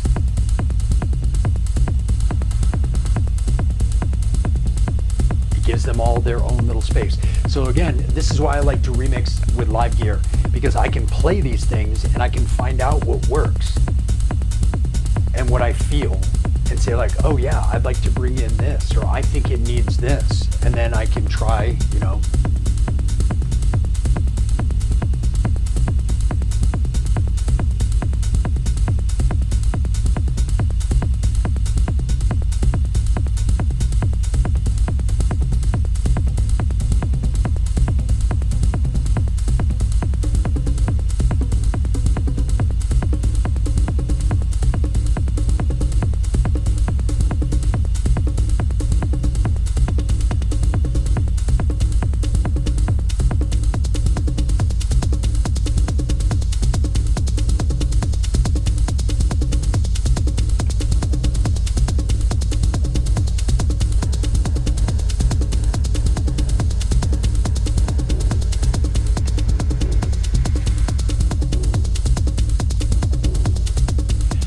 see there's all these different versions of what you can do with this.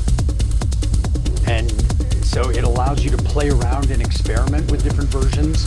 Whereas when you're doing this stuff in the box, you can get really stuck on like listening to the same loop over and over again. It's kind of hard to experiment with things. And okay, I'm going to go look for this sample, or I'm going to bring in this other synth, and then I'm going to find a preset, or I'm going to develop a sound or whatever.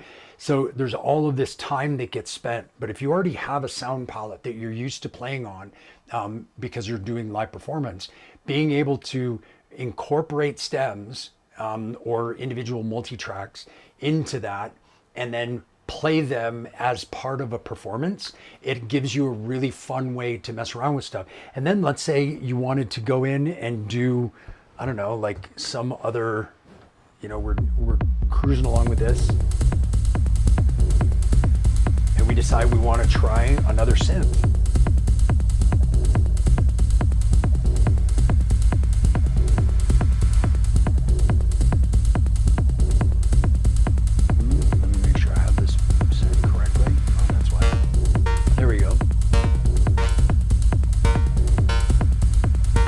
Let's say we wanted to do something else with a different synth.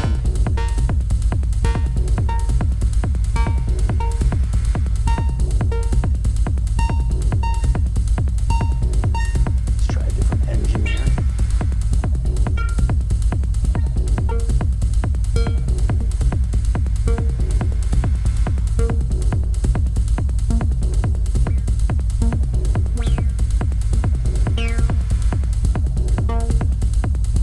So that's the ballista. So let's say we just come up with some interesting sound to try, and then we start to add some effects to it.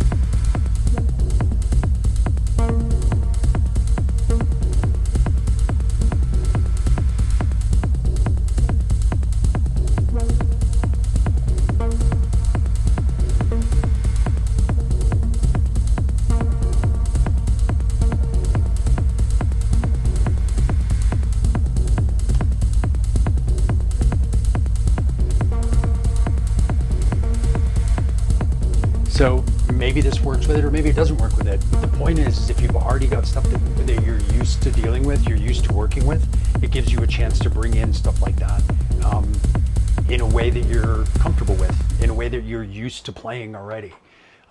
So that's why I like to do stuff in hardware with my setup that I normally play with, so that I can play as if I was improvising a show, but using parts from another track, which gives me a way to remix it. All right, let's see what we got in here. Where we at?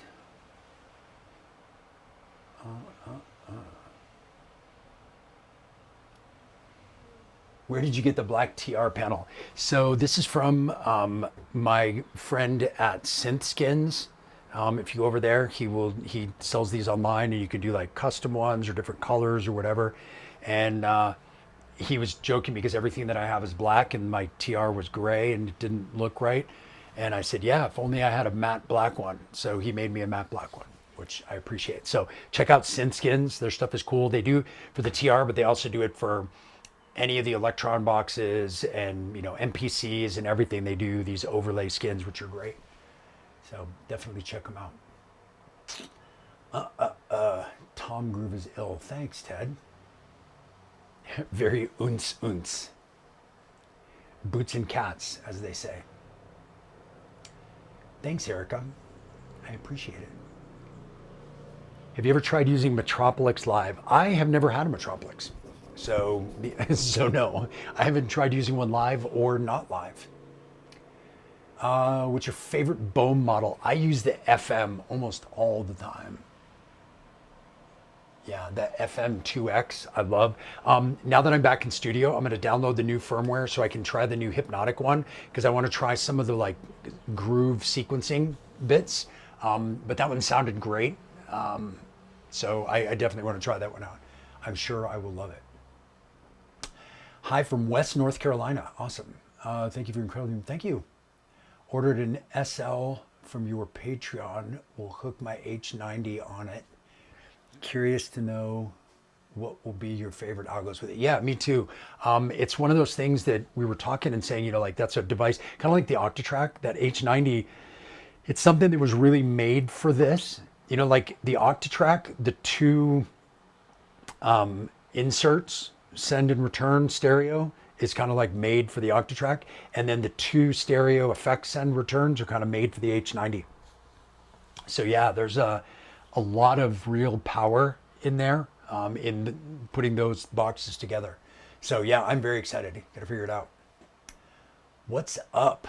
All is well. If you had to pick only one hi-hat, clutch or archer's rig, to use as a hi-hat, specifically archer's rig.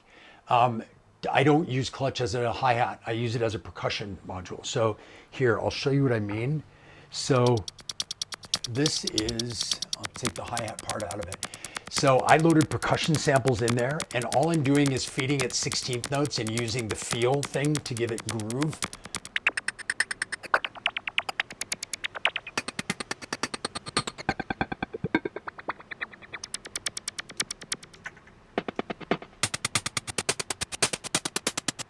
I know I've got some that are not.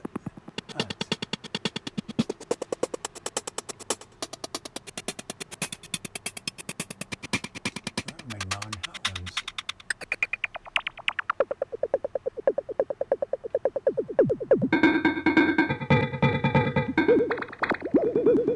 So this is all clutch.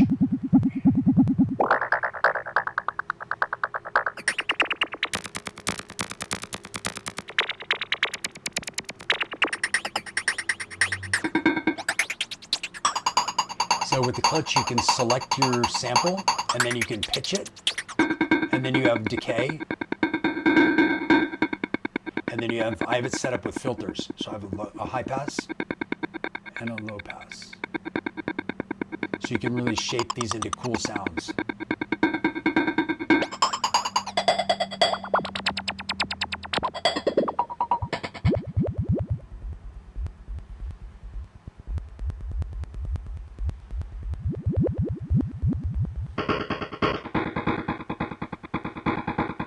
So again, it sounds like it sounds at 16th notes, but it's to add kind of shuffle and groove to stuff. So like if now I bring in just a kick with that, and all I have to do is change the feel pattern, and then I'll change it again.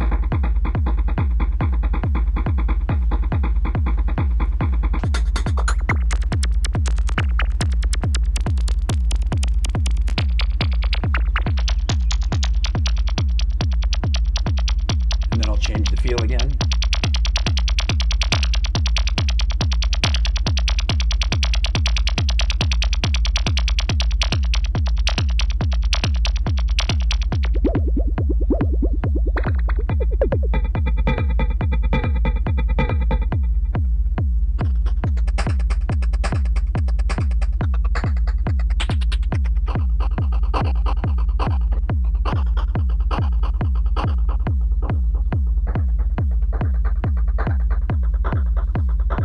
Add a little effect to it.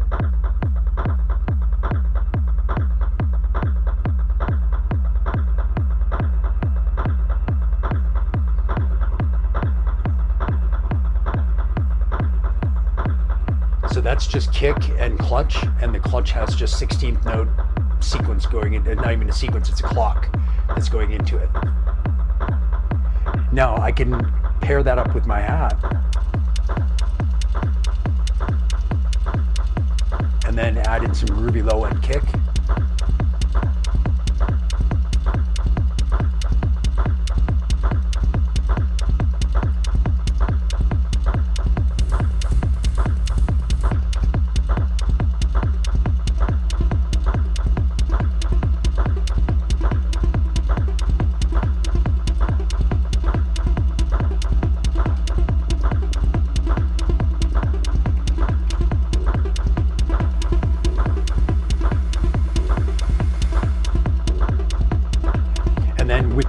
With the tilt EQ, I can also tilt that sound to make it darker.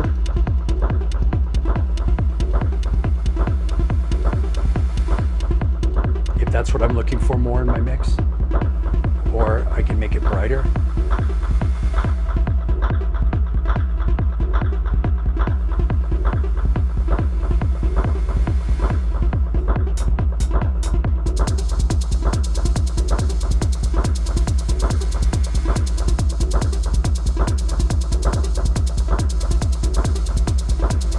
So anyway, that's clutch. So as a hi-hat module, Archer's Rig is my favorite hi-hat module. But clutch for me, I don't use as a hi-hat module. But I will say with the clutch, one thing with the clutch, here, I'll go back over here.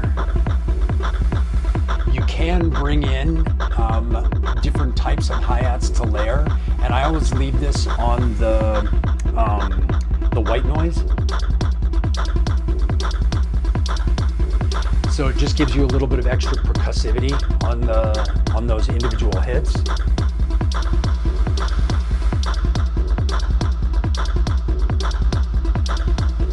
Right? So I don't use it as a hi-hat, but I use the hi-hats, if that makes sense, with percussion, with the percussion modules that I included in there. So they were important. So let's see here. Where we at?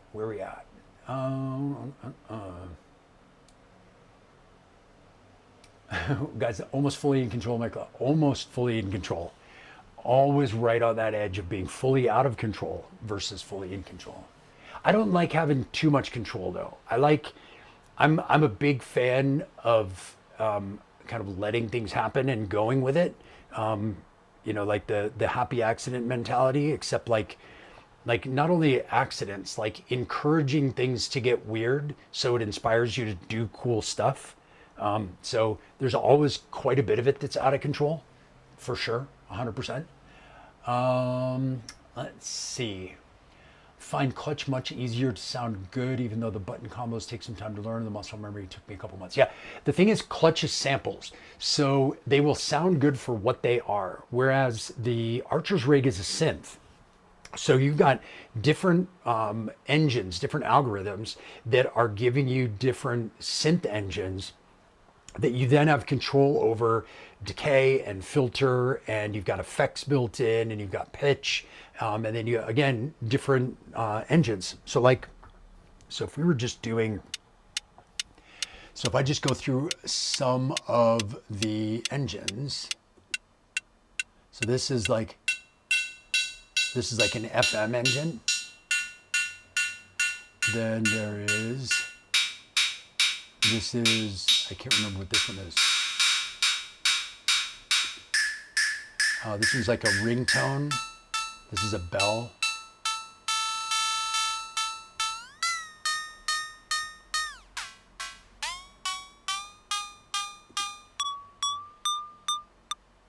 This one's a sine wave, which is kind of cool because you can pitch this and make it sound like,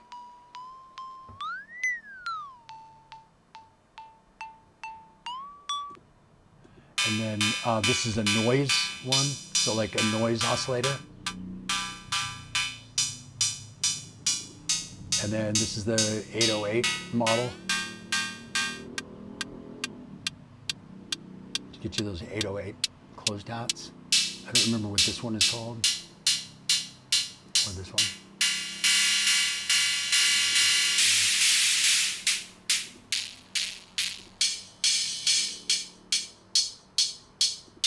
And then we're back to our 909.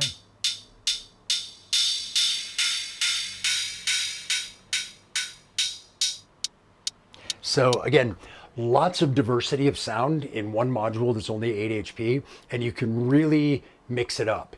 And you have a lot of control over every single sound because it's a synth. The clutch sounds good faster because you can put in really good sounding samples, and they've put in a bunch of really good sounding samples. So you can just kind of make it sound like exactly the hi-hat that you want right away. Where I like the Archer's Rig because, again, frequencies, I can kind of dial it in and I can shape it and I can make it fit. If I've got some other hi-hats, I can like work it around those to add another layer, or, you know, maybe add in something that's missing from one of the ones that I have. So I'm kind of building layers when I play, and the Archer's Rig is great for that. So yes, sound good is taste. I agree completely. Hey, what's going on, Andrew? Developing something along with Dark Lord, we'll need to reach out to. Sweet, reach out to me. I love things that people are developing.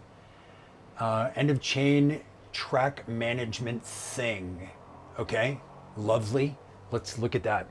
End of chain is, it's like, if I had $1 for every time I got asked about end of chain or transitions, those are the two things that like everybody wants to know about. And there's no magic thing. Like the best possible thing you can do for your end of chain is to do a good mix, because then all you have to do at the end of the chain is turn up the volume and everything will sound good. But if your mix isn't good, there's no end of chain anything that you can do that will make your mix sound good. And I think this was actually a joke that Adam and I had while we were talking about the Exelon, is that there's too often people just want like a sound goodifier, whether that's a pedal or a box or a module or doesn't matter. They just want a sound goodifier. They're like, I made this crappy thing and I just want to plug something on the end that will make it sound good. And that just won't happen. So what I will tell you is the best possible thing you can do for your end of chain is to frequency mix properly and make sure that you're not overloading frequencies, you're not overlapping frequencies, that you're taking care of all of that on the instrument level. Like from all of these things going in, you're shaping them in such a way. And that's why one of the important features of the SL is that just a tilt EQ or a mid scoop boost EQ, because you need that to make things fit together in your mix so that your end of chain doesn't have to really do anything, right? So for me, end of chain, if your mix is good, end of chain is saturate and limit, and that's it. And if you look in my Ableton template, my end of chain is saturate and limit. That's it. You know, I'll have individual processing. I'll put compressors on individual channels. I'll do grouping and I'll do buses that I'll compress together. All of that stuff uses compressors, particularly when I'm producing and I've only got to do 4 or 5 minutes to make it sound good. But with a live show, it's just you're going to make it sound worse more or as often as you will make it sound good. And you probably won't change it most of the time.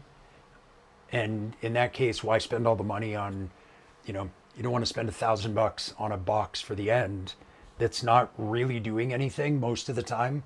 And the rest of the time, it's either making it sound better or worse. So anyway, that's my soapbox about end of chain compressors. But sound good is just a taste, right, Ted? Let's see. Call me lazy, but I think factory sample banks in the clutch are dope. Yeah, they are. They did a great job. A lot of those samples, a lot of the ones that are natural ones, that's Alex from WMD is a drummer, and he has a drum kit in his studio, and a lot of those are samples from his drum kit. And so, yeah, they sound amazing. they're really good because they were done specifically for that. What else? Where are we? Only criticism is a couple of the effects I think would be a bit synthetic. Yeah. Yeah, I mean, the effects I think were kind of an afterthought on the clutch. They weren't really the focus. So that's why I have it kind of by default. Those two effects are set to high pass, low pass, just because I want to just be able to shape what's coming out of it. And that's it. Let's see. Other minor issues, I don't really do 4/4, and some groove can just sound wrong. Yeah, I mean, it's made for dance music, so it's made for 4/4. So, yeah, but I get that. Anytime you add swing or groove or emphasis to things in odd time signatures, it's going to throw things off even more because then those events happen at odd intervals, even more odd intervals. So yeah. Clutch is, yeah, I mean, if it's what you're looking for, if you want samples, clutch is the way to go for sure. You missed a lot. Yes, you did.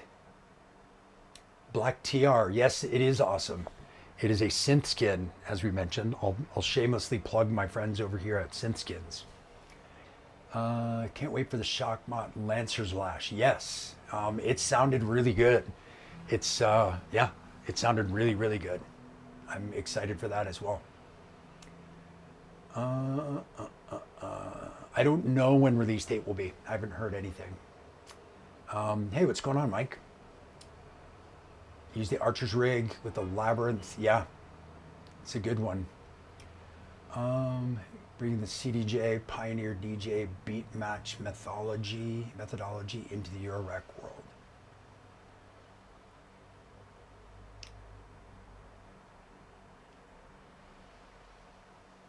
Yes, I'm not sure exactly what you mean by that, but I'll agree with you just out of principle.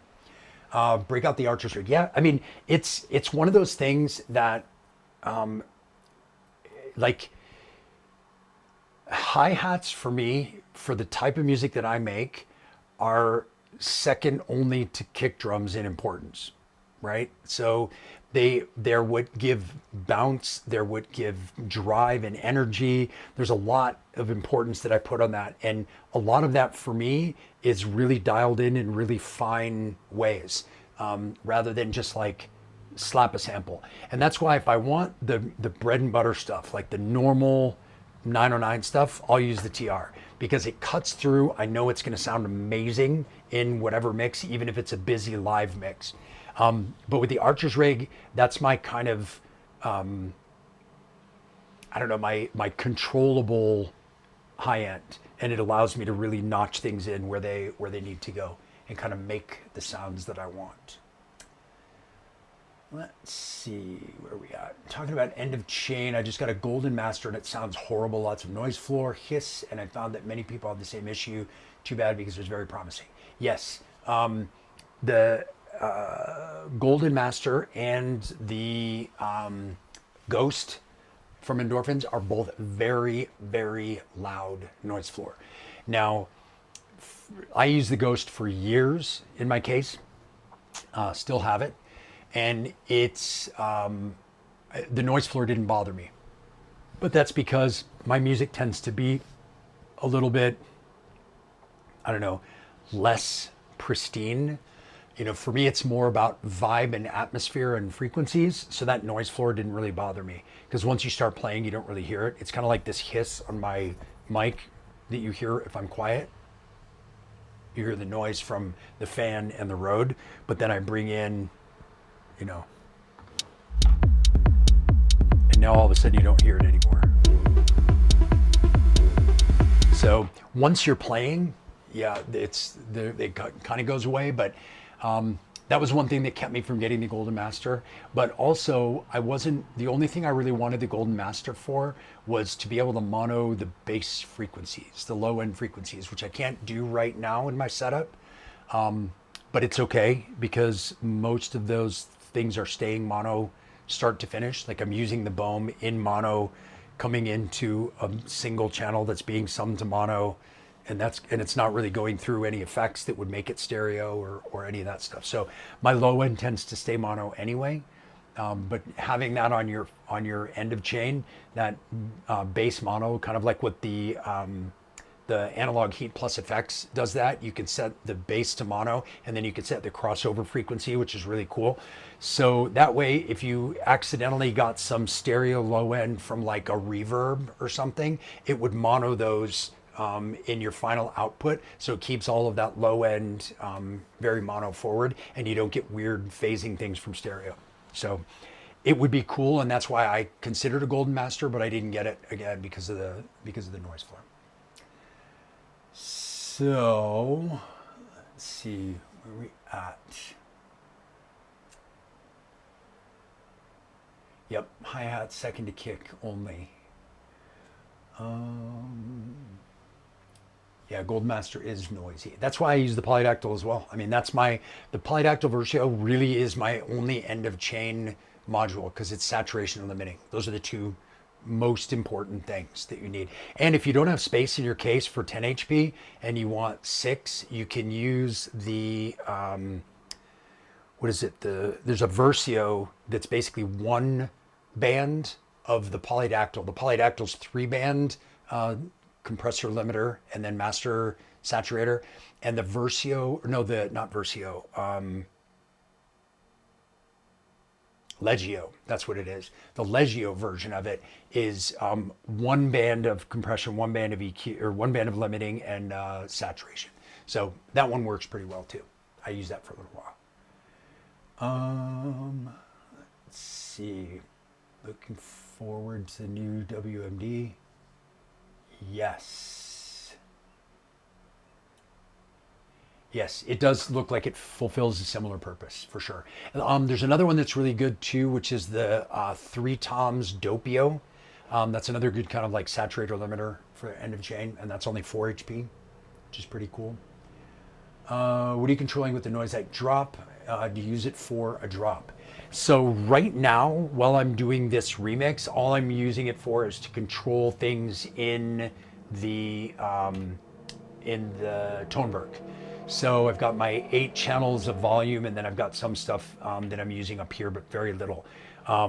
But that's one of my projects now before my next gigs is I'm gonna, depending on what my final setup is gonna be for my gigs, I'm gonna set this up to do a bunch more things that are just more difficult to get to. One thing that I'm looking forward to is downloading the new firmware for this, because there's a bunch of things that this can do now, like acting as modulation source. And then I'm going to be getting some MIDI to CV converters for my modular case so that I can take advantage of the multiple MIDI outs here to send out a bunch of control into the modular case. So that's where this will go.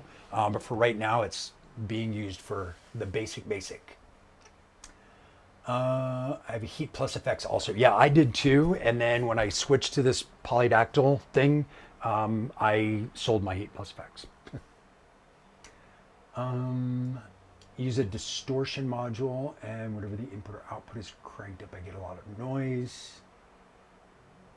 Yes. I mean, basically what you're doing with the distortion is you're degrading your signal that's coming into it. And so any signal, even just like a little tiny bit of voltage or anything that's coming into it, any hum or anything is going to start to get broken up. So you're going to get noise out of it. But yeah, that's kind of the purpose. Clean distortion is one of the reasons why I don't use any distortion. I would rather use saturation and wave folding is because I get a lot more control with those. Distortion for me, I'm not good at it, so it gets out of hand really quick. And then I can't I can't use it. Let's see. What else do we have here? Legio, exactly. Libra Legio, that's exactly it.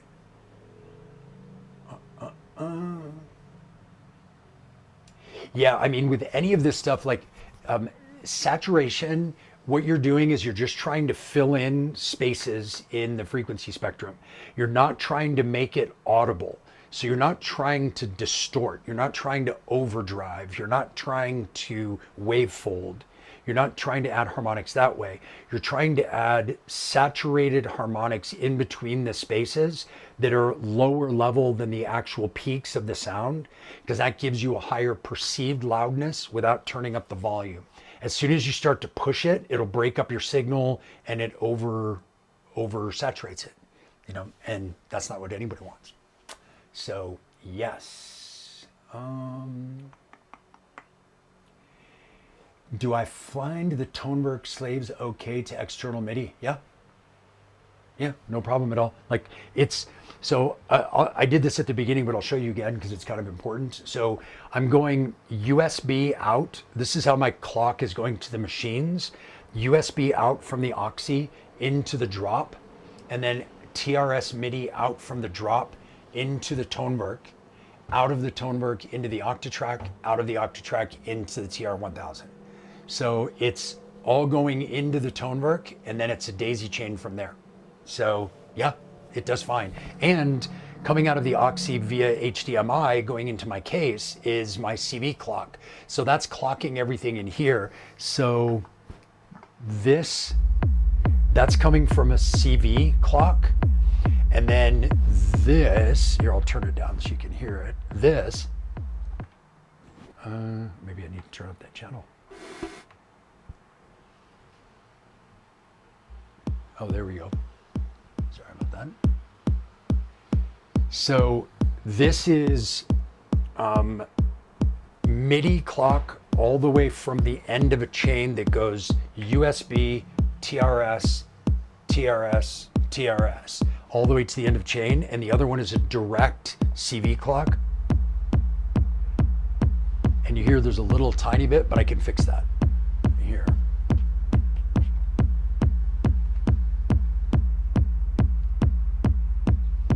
When I was doing the example before, I threw it off.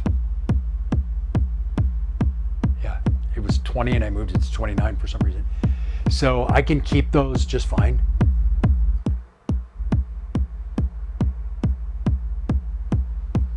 Right? So yeah, and these are all working fine with that as well. So like if I had a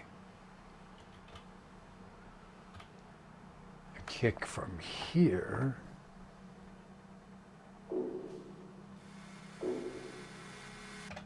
take those off. I need to, let's make that just like a 4 on the floor kick.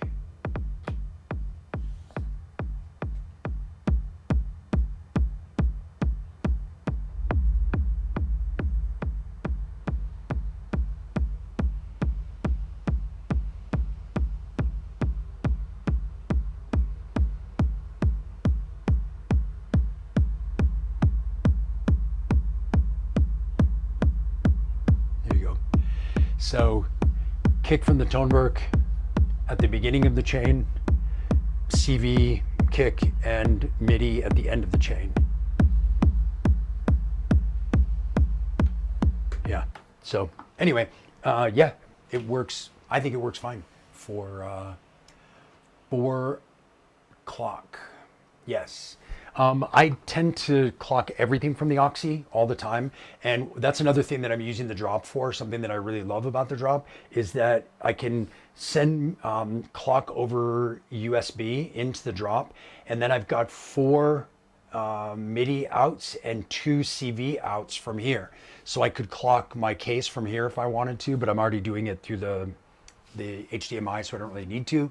But I could send each one of these a different signal if I wanted to, and then any latency I can adjust internally. There's an offset, there's a clock offset for each individual clock output from the drop. So it gives you a lot of control, not only to split signal, you can also merge, for example. So like if I sent notes from this, and then I took CV signals from this, and sent those out with clock to somewhere else, I can merge those MIDI signals together, and I can send out the clock to different places as well. So very handy device. That's, people ask why a MIDI controller is so expensive like this one is, and a lot of it is because of that, because it's way more than a MIDI controller. It's a MIDI merger, a MIDI splitter, a controller, a clock. It's got an internal clock, multiple layers. Everything can be a macro, which is pretty cool as well. So yeah, lots of capability with that one. Let's see. Do you find that the Toneberg drum kits are fairly consistent in terms of layout? I mean, I don't know, because I make my own. So what I did with the Toneberg, I can talk about this because it's been a little while since I mentioned this on a stream. Yeah. So what I did with the Toneberg is I wanted to be able to write stuff on here, but then use my drums and percussion that I love for my modular and the TR-1000 when I play live. But I didn't want to have these in order to write stuff. So I took tracks 1 and 2 on the Toneberg and I split them into low percussion, high percussion. So on track 1, we have... So on track 1, I've got kick and kind of rumble. Here. I need to adjust levels here because I wasn't planning to do this.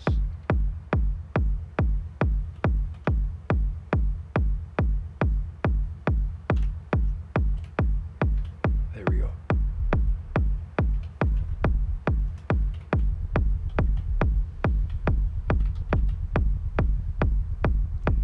So I've got like a kick on one, a rumble on another. And then on my next 2, I have another kick, which I didn't have programmed either. And another rumble.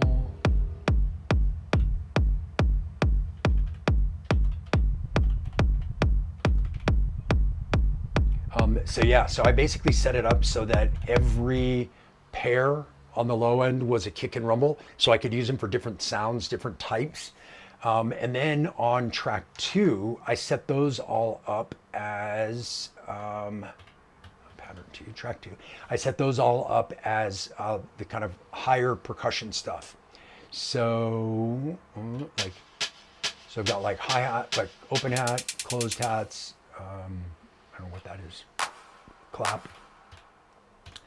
So different things, but I built my own kits because they weren't kind of set up as like your normal 8 drums. So I don't really use the stock kits. I just basically selected samples for each one of the slots in the subtrack, and then I set that up as a drum kit. So I can use this, you know, if I go to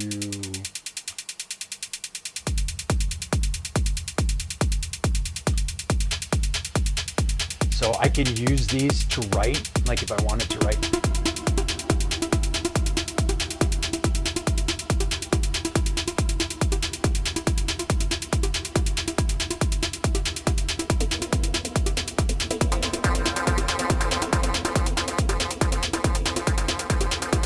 Right, so I can do things like that and just use those as placeholder drums.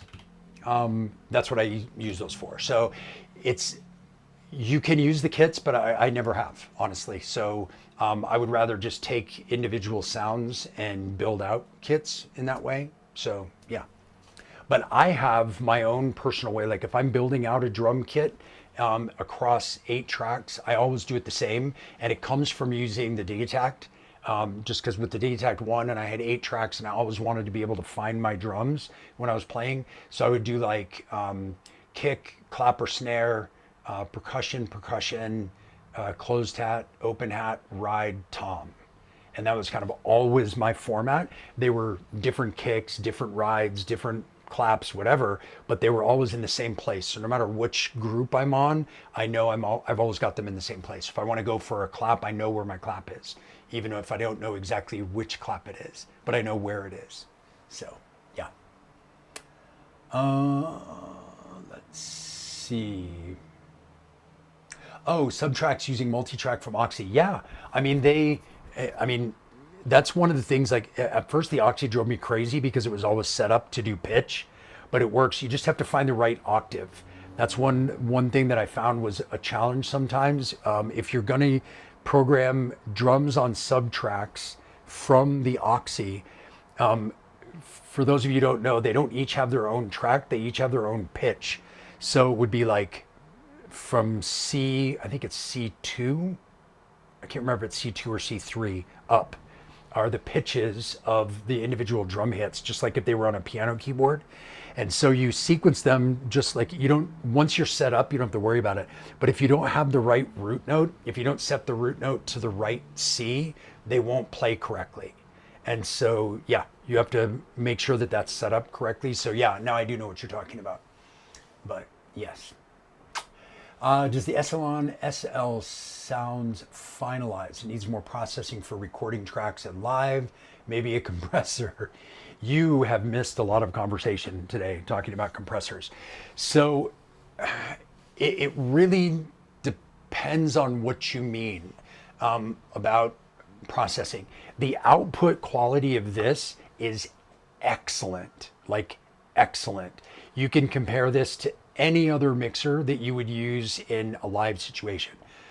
DJ mixers, the Zone 92, Zone 96, the V10, the Play Differently Model 1, the Big 6, you can compare this as far as output quality, sound level, signal to noise ratio, you can compare it to all those. It's in that same family of all of those. Now, I would never say that any mixer would ever put out something that was like finalized quality, because you never know what you're going to do. You're always going to master a track if you're writing a track, even after it's gone through the mixer. Whether that mixer is analog or digital, a desktop, a DAW, doesn't matter. You're going to do your mix with your mixer, and then there's always going to be some sort of mastering on the end of it to level it up to the right level to make it comparatively the same with other tracks. So as far as the mixer portion, this is 100% ready to go out as a complete full mix. So what I'm doing right now with recording this this remix that I'm doing is I'm taking this through the Toneberg into my DAW, recording a single stereo track, which is the main master track. And then once that's done, I will master that. So I'm mixing pre-DAW, and then I will take that track in the DAW and master it to get it to be kind of its final level. And because I'm submitting this to a label, a lot of times labels want to have their mastering engineer master tracks.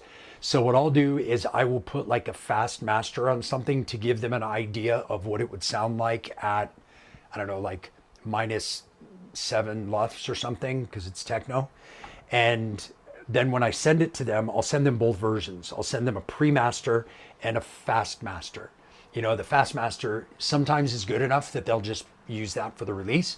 But other times they'll be like, oh, it doesn't really go with the other tracks on the release because this is going to be a remix. There's going to be a lot of different people doing tracks. So they're probably going to want their mix engineer or their mastering engineer to master them all, so they all have kind of a continuity. So yeah, so this does everything you need from a mix standpoint for electronic music. It doesn't have multi-band EQs that you're going to be using if you're using live instruments or a band or you're miking drums or whatever. This is not that. That you're going to want a desktop mixer with multi-band EQ, all kinds of stuff. But if you're using electronic instruments where you're shaping the sound completely before it gets to the mixer, then you don't need multi-band EQ. You know, this has a tilt EQ, so you can darken or brighten things to make them fit better in your mix or the mood that you're playing at the moment. But yeah, this is for electronic music. This does all the mix stuff that gets you to where you want to be at the end. Okay. All right. Let's see. Setting up my Oxy with my Nord took ages because of the notes. Got there eventually. No drum machine like the Nord for organic sounds. Yeah. Yeah, so anything, anytime you're using that kind of old school non-per track MIDI to sequence drums, you'll have to find that weird exact key that the drum machine is going to respond to, and make sure there's not an offset in your sequencer that's sending it. And yeah, I totally get that. It's a pain, but you know, that's how things used to work. So we're stuck with it. Cool. What other questions do you guys have? Anything else you got out there? I will say again, if you already got the Exelon SL pre-order through BoardBrain, shoot me a message so that I can get you the free credit either for one of my courses or for my Patreon. You can get 4 months of Patreon, which includes a Zoom call every single week for free if you got the mixer. And so, yeah, so if you got it, you might as well reach out and let me know, and I'll get you that code, and we can get you set up. And if you'd like to take one of my courses, my improvised hardware live performance course or my hybrid production course, which is a lot of what we're talking about today, you get $100 off either one of those if you got the mixer as well. So definitely check those things out. Really well explained. Thanks. And for live setups without mastering on the DAW. I mean, for a live setup, like I was mentioning earlier on, if you're mixing properly, if you're sound designing properly, if you're selecting sounds properly and you're not overloading or overlapping sounds, you're making them be focused, you're fitting them into slots in the frequency spectrum, and then you mix them all through here and you kind of fine tune with tilt EQ and the mid scoop boost, and you drive what you need to drive, everything will be ready for your final output live. Me personally, on my final output live, I use this, which I'll show you again, which has performance effects, a single unit that has multi-band limiting and a saturator, and then it goes through an output module so that I can have 1/4-inch outputs and headphone monitoring. But really, this module right here in the middle, which is the polydactyl Versio, this is the wrong faceplate, by the way. It's the polydactyl Versio. That one is really all I do on my master as far as any kind of sound shaping after it comes out of the SL. And that's just to add some high and low limiting to drive up the levels on high and low, keeping the mid kind of scooped out. And I add saturation to increase the perceived loudness. So I can get a louder LUFS if I use a saturator than if I don't. And that's it. So this multiband limiting and saturation, and you're good. That's all you need. And you don't really need the multiband limiting and saturation. It just beefs it up a bit. I like the sound of it, so I do it. But you definitely don't need it. The sound quality, if you do a good mix, like the mixer won't fix a bad mix, and it won't fix bad sound selection, and it won't fix a bad track or a poorly arranged sounds and tracks. A mixer won't fix that. But if you put good stuff into it, it will come out of this sounding fantastic. So yeah, this won't fix, but it will make good things sound really, really good when they come out the other end, I guess. Let's see. I'd be prepared to bet an experiment designed to assess whether a group could distinguish coming out of a zone versus a TGM. Yeah, I totally agree. It makes me laugh when there's all of this debate, when all of these mixers sound really good, right? And they all just have different things that the others can't do because of the way they're made, right? You can't put a whole bunch of performance effects in a zone mixer because it's digital. The effects are digital and the mixer's analog. And if you want effects in your mixer, like in a Pioneer V10, it needs to be digital, or it needs to go through a digital path to go through those effects. So it's like, you got to do what you got to do. And then the funny thing is people will do like, they'll take a digital track on a USB, playing it out of a digital media player, a CDJ, into an analog mixer, and then they'll take it out of the analog mixer through a digital effects box and go out. So you're going digital, analog, and then you're saying that the analog sounds better. Because it's like, well, you're using both. Now, you can do things in an analog mixer that you can't do in a digital mixer, which is cool. You can overdrive your channels and get them to clip, and that clipping becomes distortion rather than digital clipping. So it's musical, good sounding clipping. That's why I love this mixer, because I've got an analog drive and an analog gain on every channel. So I can overdrive it and make it clip to distortion rather than clip to piercing, clicking digital clipping, which you would get if you did the same thing on a digital mixer. So there are trade-offs, but to say one's better than the other, it's just a preference thing. Like, it's really convenient to have effects in a Pioneer mixer. The store guys, they use all Pioneer V10s into V10s, right? And they're using all this, modular and different hardware and vintage synths and vintage 909s or whatever, and they're running it all through a Pioneer V10, and it sounds freaking crazy good. So, whatever. Everybody has their things, I guess. Can you show how the tilt EQ sounds? Yeah, of course. Let's do that. So let's give it some context. Let's maybe put in,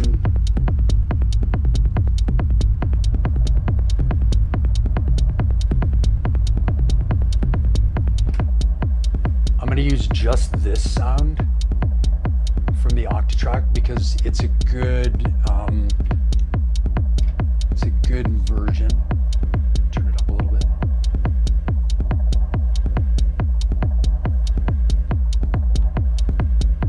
I'll give it some more.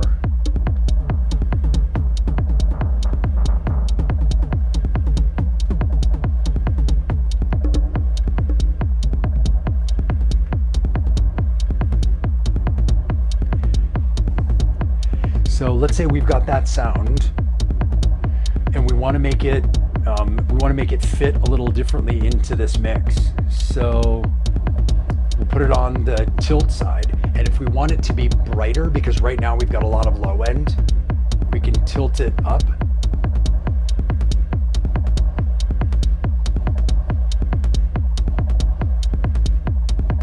And what that's doing is it's adding highs and taking away lows. It's that kind of EQ. Now if I take it back to neutral, you've got kind of like the even version of both. And then if we want to make it darker,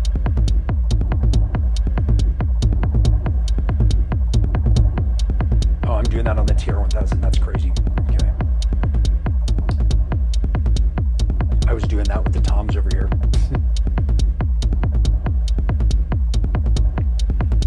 So if I was to push that sound now,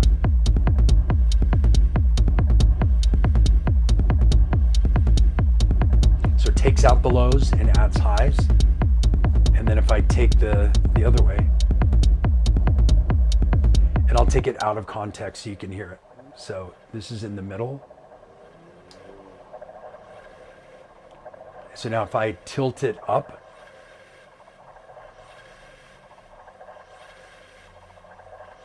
here it brings out all of that stuff that's in the high end and it takes out the lows.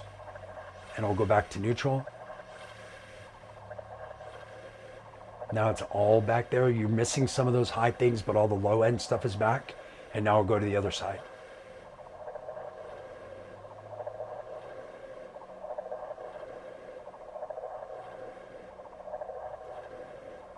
back to middle. And the other function for the EQ is mid, boost, or scoop. So this is kind of like, if you think about it like a bell curve, you're gonna either boost your mids or you're gonna scoop your mids, like a notch filter or a peak filter. So if I was to add mids,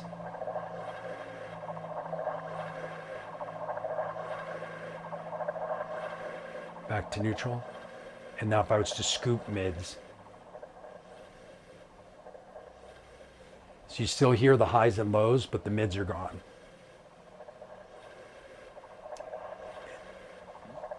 And that's where what I was showing you guys before with this low end bit.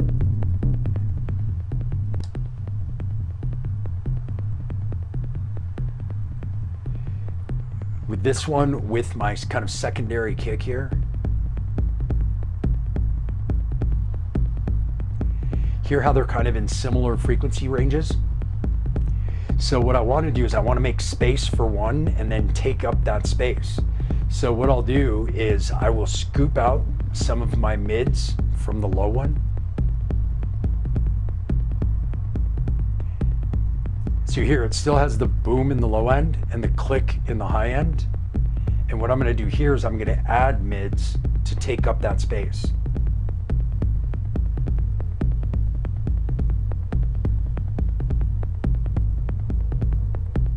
So now those two things that are in that same frequency range, they're not overlapping and competing with each other. They fit together. There was a space created, like a scoop created, and it was filled in by the other one.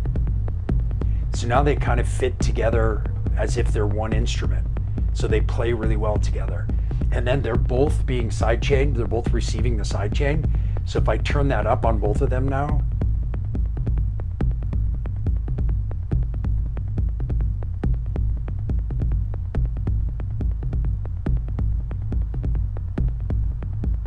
and then if I bring in the kick that's driving that sidechain,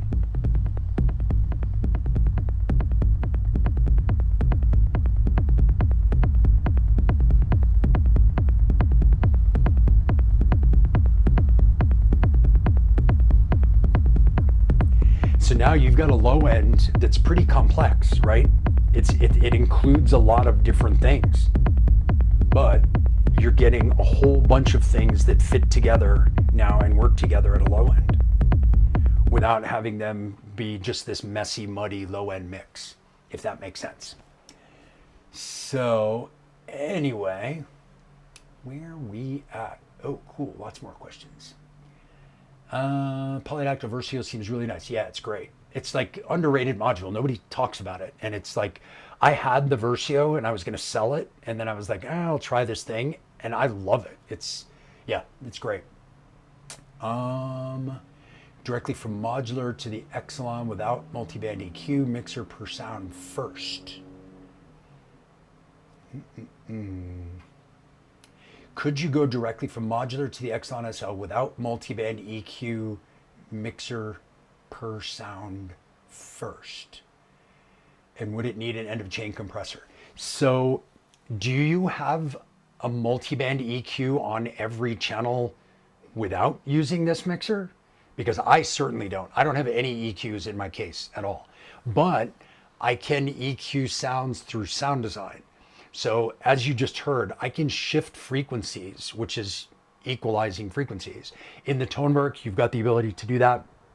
In the TR-1000, you've got the ability to do that. In the Octatrack, you can shape sounds as well. So what I'll do is I'll filter sounds, taking out highs, taking out lows to get just the bit that I want to use.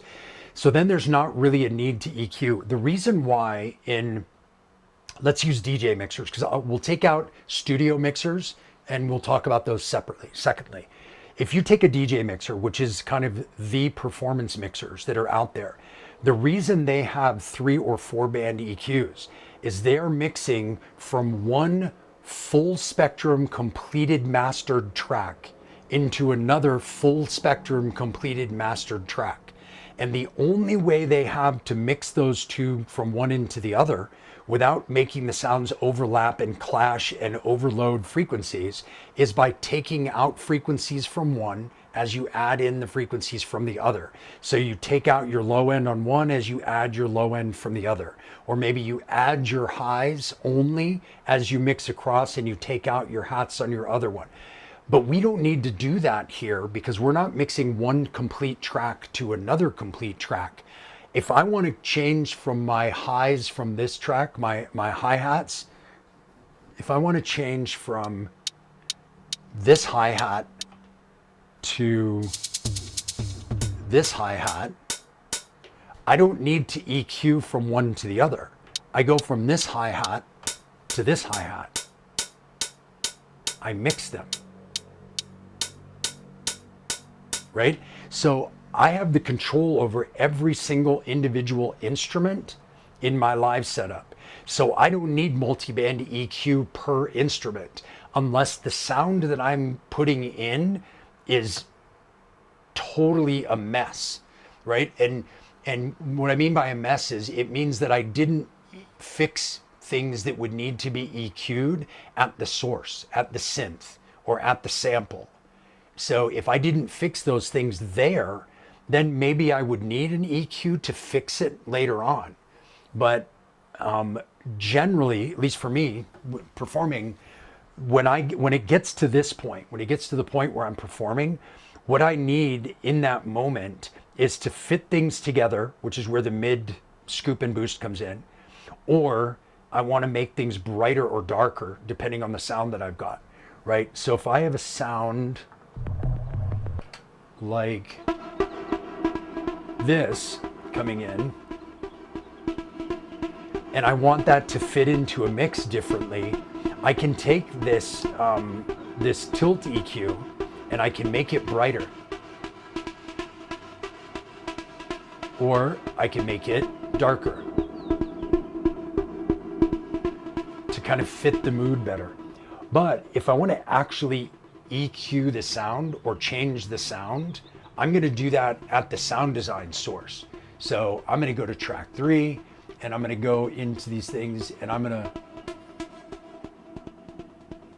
take out my high end. I'm going to go to my bass width filter.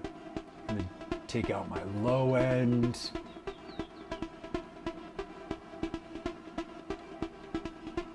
I might, right? So I'm going to change up that sound. I'm going to add highs, take away highs, add lows, take away lows at the source. And then once I get it here, I'm going to brighten it to fit a mix, or darken it to fit a mix, or boost mids or scoop mids to make it fit into a mix. So that's why the multi-band EQ, I don't have it even in my modular. When I didn't have this, I didn't have EQs per channel ever, because I'm dealing with all that at the source, if that makes sense.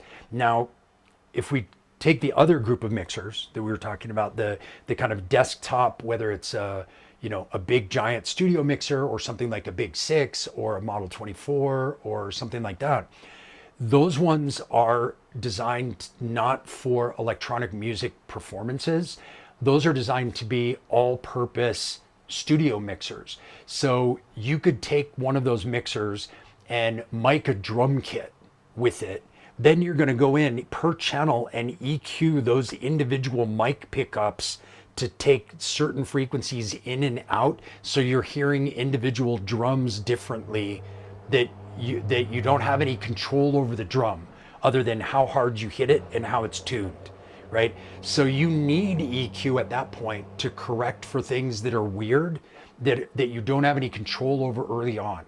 And you need EQ in a DJ mixer to control things that you don't have any control over, meaning the way that the producer made that track and the way it mixes with the next track. So that's where EQ becomes really important in those circumstances. But having the tilt and the mid, scoop, and boost for this in this kind of a world is really, it's purposeful. You know, we were talking about as we went through this whole process of discussions about the XL SL, that we wanted it to be all the stuff you need for an electronic live performance and none of the stuff that you don't need. And those multi-band EQs are things you really don't need for this. You do need them in those other instances. So not saying those other mixers shouldn't have them. It's that if you need them, this probably isn't the mixer for you because you're doing something other than this. But if you're doing this, this is kind of all you really need. And if you really need an EQ, well, you can add a module or a pedal to that particular channel and EQ that particular instrument that's challenging or that needs it more than others. And so it's always possible to add that into the signal chain, but adding that on every channel was just something that wasn't felt to be necessary for this particular use case. If that makes sense. All right, let's see where we at here.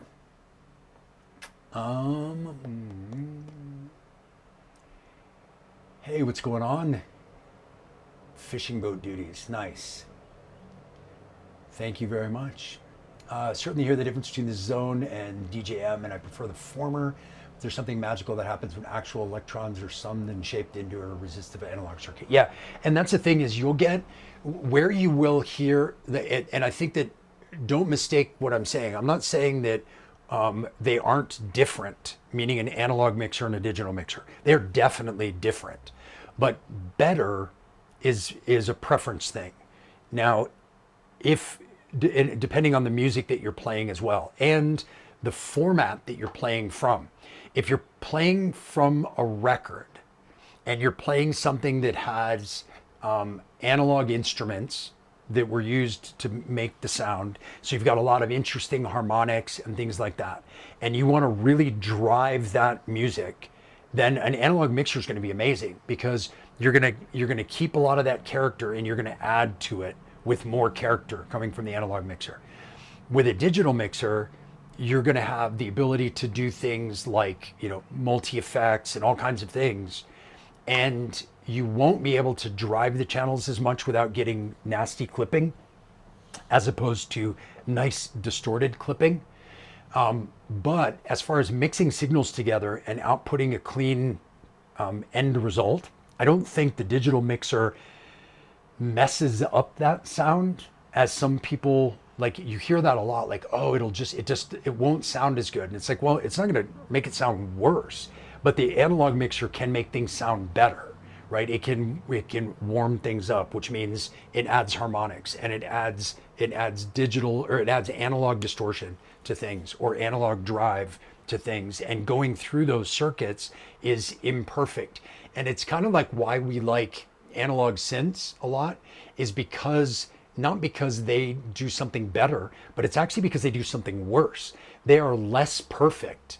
They drift. They have imperfect oscillations. They have all those things are imperfect. So it makes them sound imperfect, which makes them sound characterful and interesting. And I feel like analog mixers are the same way, which is why I'm super excited that this is an all analog mixer, because you can take these digital instruments and you can drive them through this out to a system and it sounds really, really good, right? Now, if this was digital and you put these in, I don't think it would make them sound worse. I just think that it wouldn't make them sound better. So for me, that's where it comes in. So anyway, experiment on bit rate showed audio engineers in perfect listening conditions couldn't distinguish. Yeah.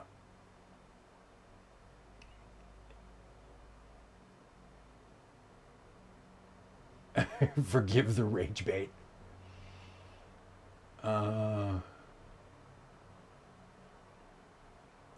Yes, different types of audio. That's kind of what I was saying too. Different types of audio will sound different as well.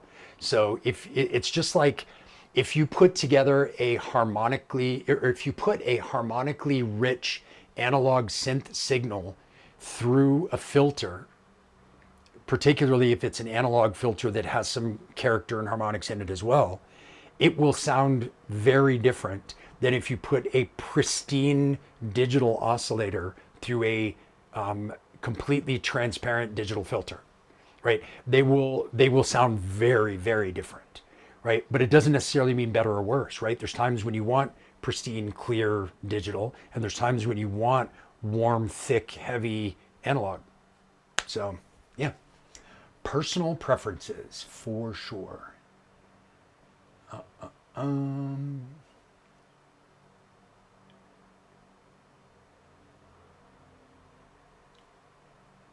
Let's see, had the Allen and Heath Z14 making EQ for each sound. Now I'm looking to a more hands-on mixer.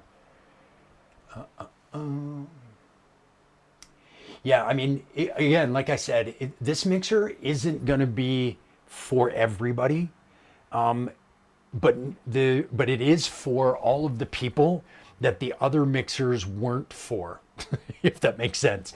Like a DJ mixer was not for me, for what I do, because I needed more than 4 channels, or sometimes 6. And if it's an Allen and Heath, it's 4 with 2 kind of return channel, like making something. And then it had the EQs that I didn't really need, but I didn't have pre and post fader multi or like stereo effects. I didn't have multiple stereo channels. Like I didn't have a compressor per channel, unless I was using the V10, which is super expensive.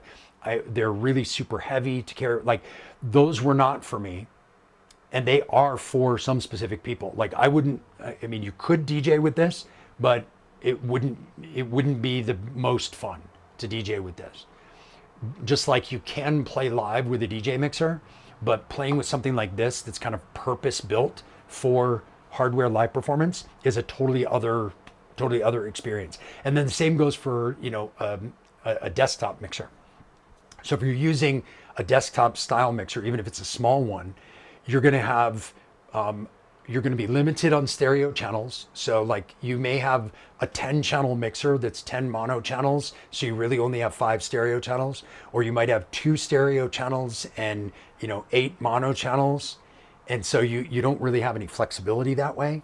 And then you do have the EQs. You've got your effect settings, which is great. You may or may not have a compressor per channel, and if it's analog, it's going to be expensive and huge and heavy. And so that's where it's like there's each one has a really good use. Like if you're going to leave it in your stereo or in your studio, and you want to have a ton of individual control and being able to really dial things in, yeah, get a studio desk. Absolutely.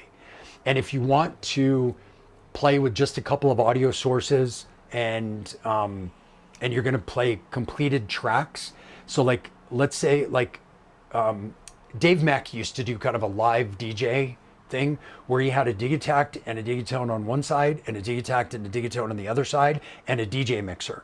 And this pair would play a whole track into a channel, and this pair would play a whole track into a channel, as if he was DJing 2 CDJs. In that case, you really only need a DJ mixer, because you're taking a completed track and a completed track and trying to find a way to transition from one to the other. Whereas here, like I said, I can transition individual instruments, so I don't need EQs to transition, like I would if I was doing whole tracks in the DJ world. So anyway, hey Jesse, what's going on? Looking forward to the Exelon, I think, with the new Electron Outbox. Yeah, I mean, it was kind of funny when we saw them at Buchla and Friends in LA, and they came over to the table, the Electron guys, and saw this mixer, and they were laughing because they said their work Slack is all full of everybody saying, hey, we need to make a mixer, and they just didn't want to. And then he was like, he came and played with this and showed me their Outbox that they were going to be announcing at Super Booth. And while he was standing at our booth, he went on his phone. This is the chief marketing guy, went on his phone and sent a message to the Electron people and said, with a picture of this, it said, now we don't need to make a mixer. Because it's like this with the Outbox, that's the mixer that they would make, right? Theirs would be a digital Outbox with faders and effects. And so now they don't have to go down that whole design road, and they can just design the things that play with this and the Outbox that connects them all.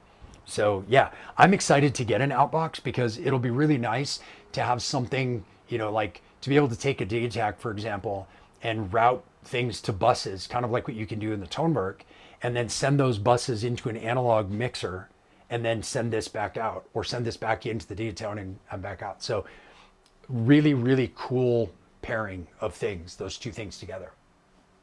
Totally agree. Let's see, the EQ thing, although there's a simple solution like I do, running the B output through a high pass before going to the monitor, I do think that a small switch like the AB switch, but for 100 hertz low cut on each channel would be handy. Yeah, yeah, it would be, you know, having a low cut would be cool, but would it be at, you know, 30 hertz to do super low, or would it be at 100 hertz, or would it be, where would it be? So then you would need kind of basically a filter per channel in order to do that. And that's kind of what a low cut would be a filter per channel. Now, what you can do with the SL, because you can assign the filter per channel, let's say I wanted, let's take these back to main. Let's say I wanted to take my voice out of there. Let's say I wanted to low cut everything except for my kick and bass. So what I could do here is I can bring these in and I can assign my filter to A. I assign all of these channels to A, right? So then, let's see, do I have something here?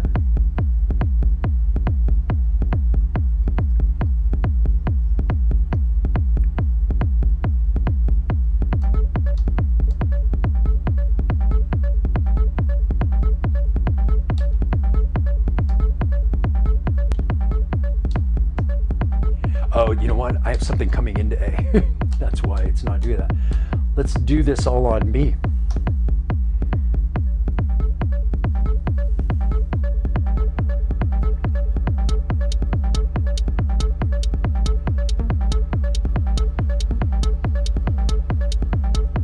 And I'm going to darken these up.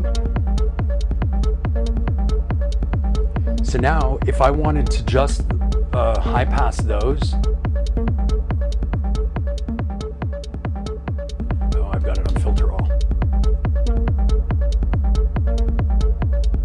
so now I'm only high passing everything except my low end. So that allows me to do kind of what you're talking about, using this as a corrective filter in the moment, right? So if I take these out, so that's full signal. And then as I high pass,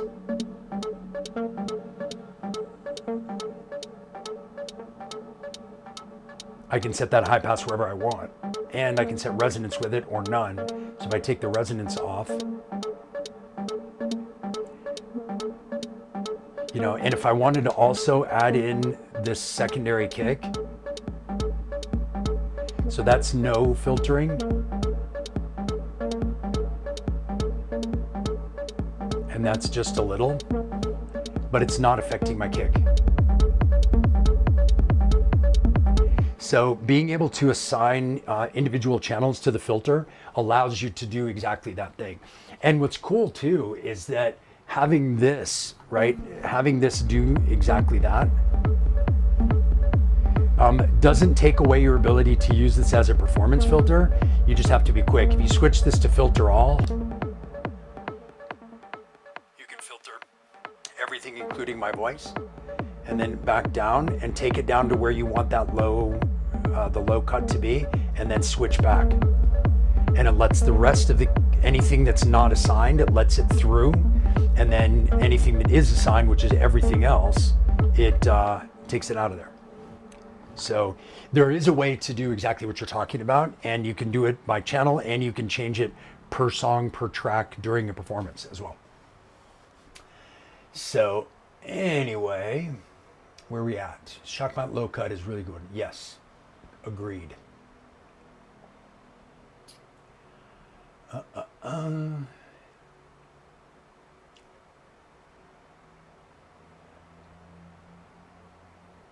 Yes. So yeah, you can send everything through individual low pass filters if you want, or like I said, if you need it for a particular track or for all your tracks, you can use the mixer this way.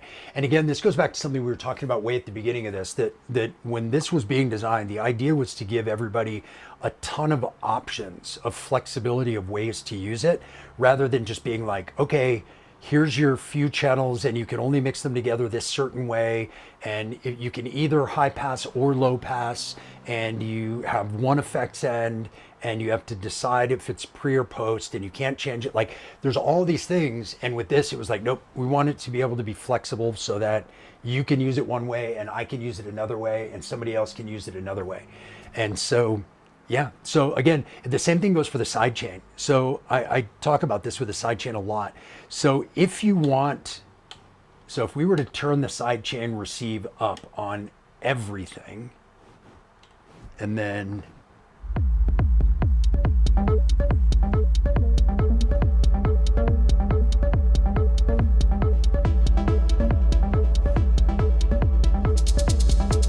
we'll give a whole bunch of context here.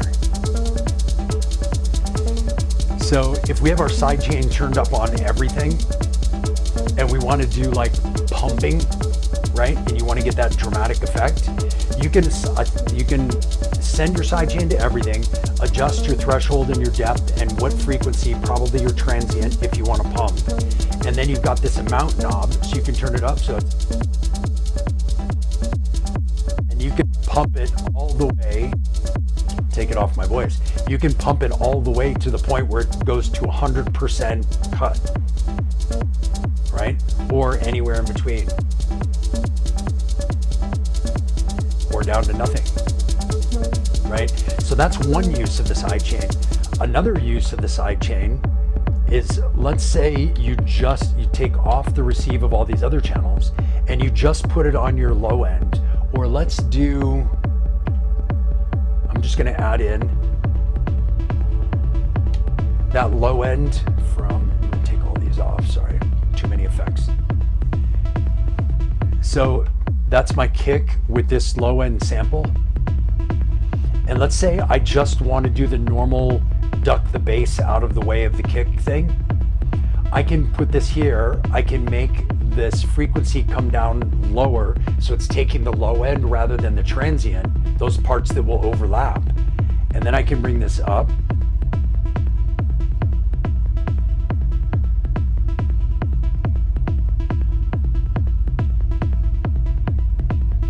And I can get some more subtle kind of corrective sidechain, so you're dipping your bass sound out of the way of your kick using the low end frequencies. So again, this gives you the flexibility, just like with the EQ, just like with the filter routing. It gives you the flexibility to use it in whatever way makes sense, not only for you, but for you in that particular moment. Because like there's times in a show where I want to do the kind of dramatic sidechain pump thing, so I'll assign them and turn it up. And then there's times where I don't, where I've just got this low and a sub and I want to fit them, so I'll just do what I just showed you. And there's times when I want to filter everything because I really want to make sure my low end is powerful and coming through. And then there's other times where I don't even need that because I've got the sounds are well designed and they're not overlapping at all. So I don't need to filter any of them out because I've done the filtering in the individual instruments or in the sound design. And so and not only do you have the ability to do it all the different ways, but you have the ability to change it up during the performance, which is really fun. Things like the effect sends being pre-fader or post-fader with a switch on the front plate instead of on the back, right? So you can, if you want, like if I want to make an atmosphere right now, I can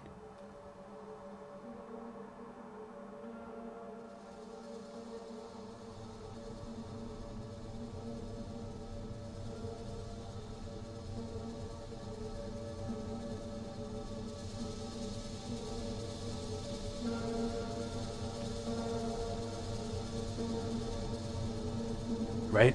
All of that is pre-fader. So none of the faders are up. I'm just taking bits of sound from those different things that we were just playing and using that to make an atmosphere, which by the way, is coming back through the returns, which are sidechainable. So if I want to, I can sidechain my atmosphere. Only if I wanted to, I can unassign the sidechain from everything else and only duck that to make it be a rhythmic pattern in the sidechain or in the atmosphere. So again, with this ability to change things up on the fly, on the surface of the mixer, it really gives you a ton of different ways to use it. And that was kind of the idea. So I have crazy bright lights now. I'm going to... That's probably a little better. There we go. Now you can see things slightly differently, or slightly better, more clearly. All right, let's see.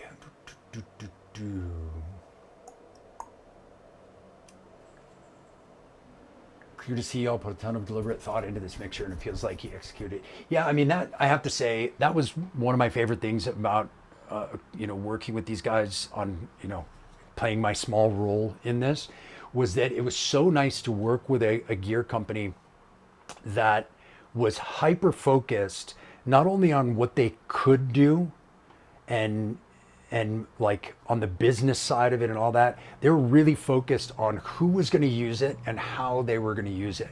And that was kind of how our relationship started, was that the way I play live is really different from the way Adam and Damien at Board Brain play live. And so they wanted a different perspective because they already had some ideas of how they would use it, but they were always coming to me saying, well, how would you use this? How would you like this to work? And then I would tell them and they'd be like, is there a way we could do both and make it work our way and your way? And I think that's where a lot of this flexibility came in, was the idea that some people will use it like I do. Some people will use it like Adam does. Some people use it like Damien does. Some people use it in totally different ways or combinations of those. And this isn't an instrument that says, here's the one way it works. You have to adapt your playing style and your workflow to the thing. This is a thing that says, here's a whole bunch of flexibility and options so that you can set this up any way you want. And by the way, it sounds amazing and it's super portable. And that's like the whole purpose right there. So yeah, it was a pleasure to work with people who were constantly concerned with how users would use it. And that was great, because I don't feel like a lot of companies do that. But anyway, it would bring the price higher than just getting, yeah. I mean, the price would go up if you put an extra filter on every channel, and it would end up being bigger because there's really not any space left in this. So yeah, it would be bigger, way more, and cost more.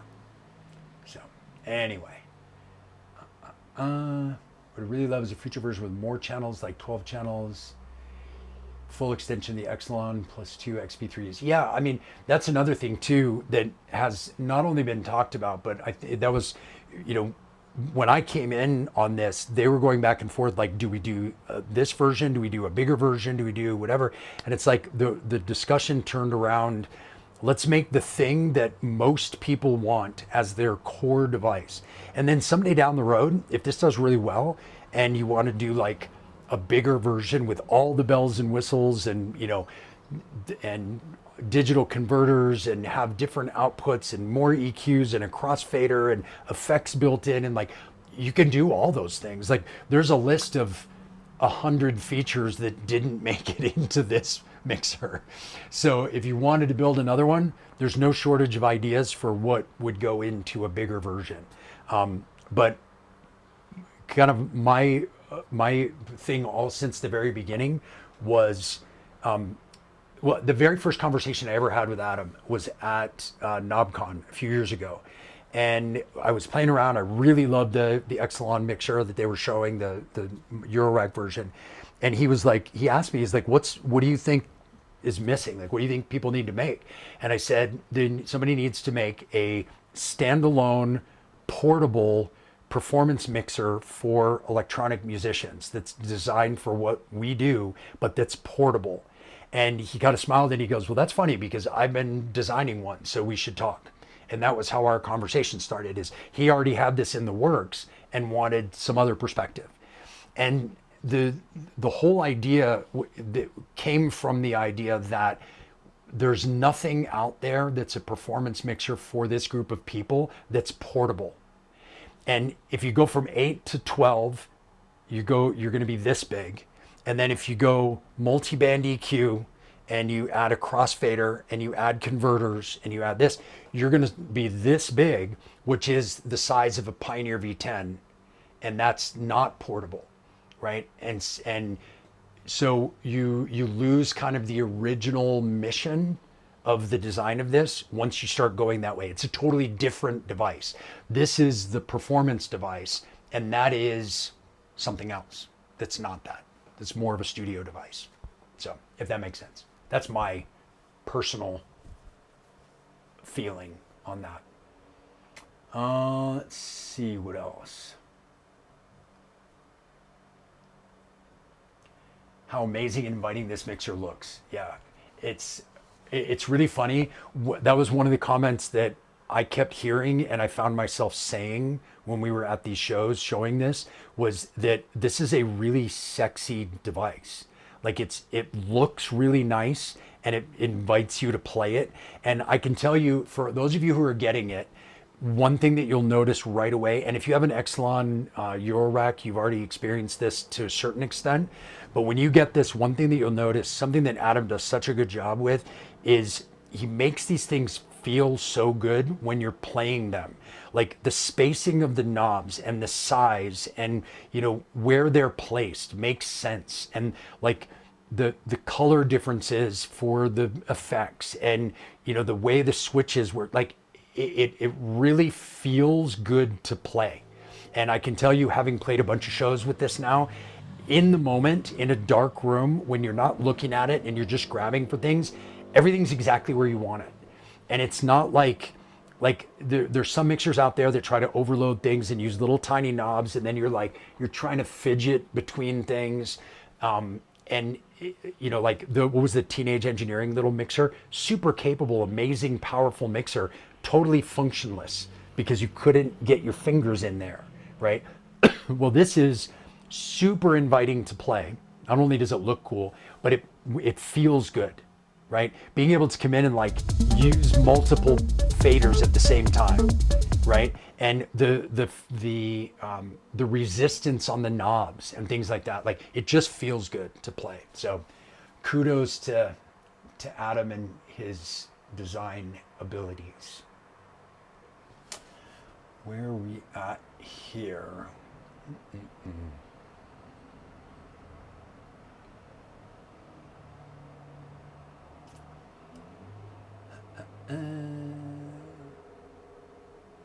Is the standalone SL going to completely supplant the Eurorack version? I don't think so. I think they have two totally different uses. The Eurorack version is for somebody who wants to keep everything in the case. And so you don't want to show up at the gig and plug in connections and do things, which is not the easiest thing to do. You need some time. You need to be able to do that. If you want to just roll up, open your case, power, outputs, and play, that's what the Eurorack version will always be for.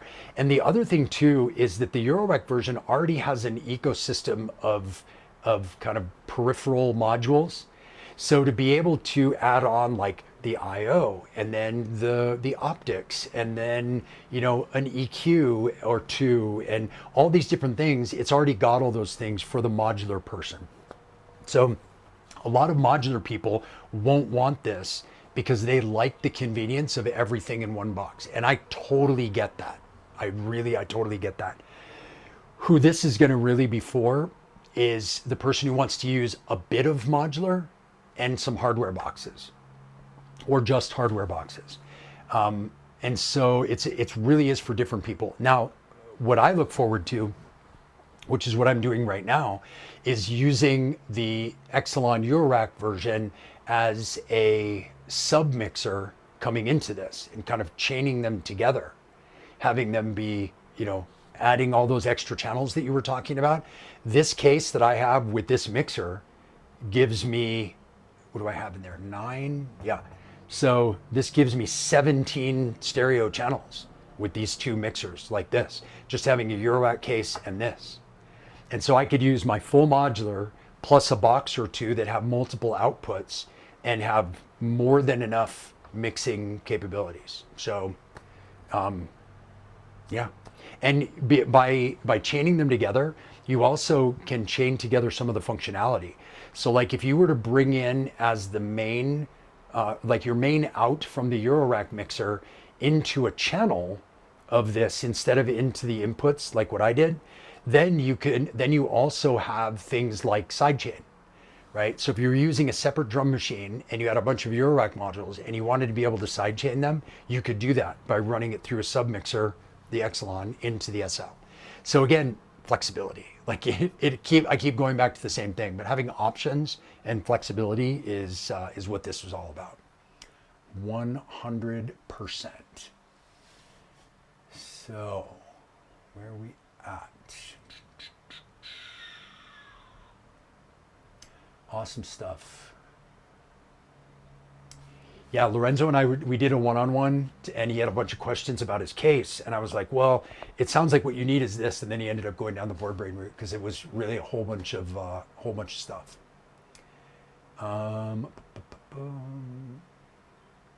Ability to multi-track everything, including send returns. Yeah, very cool.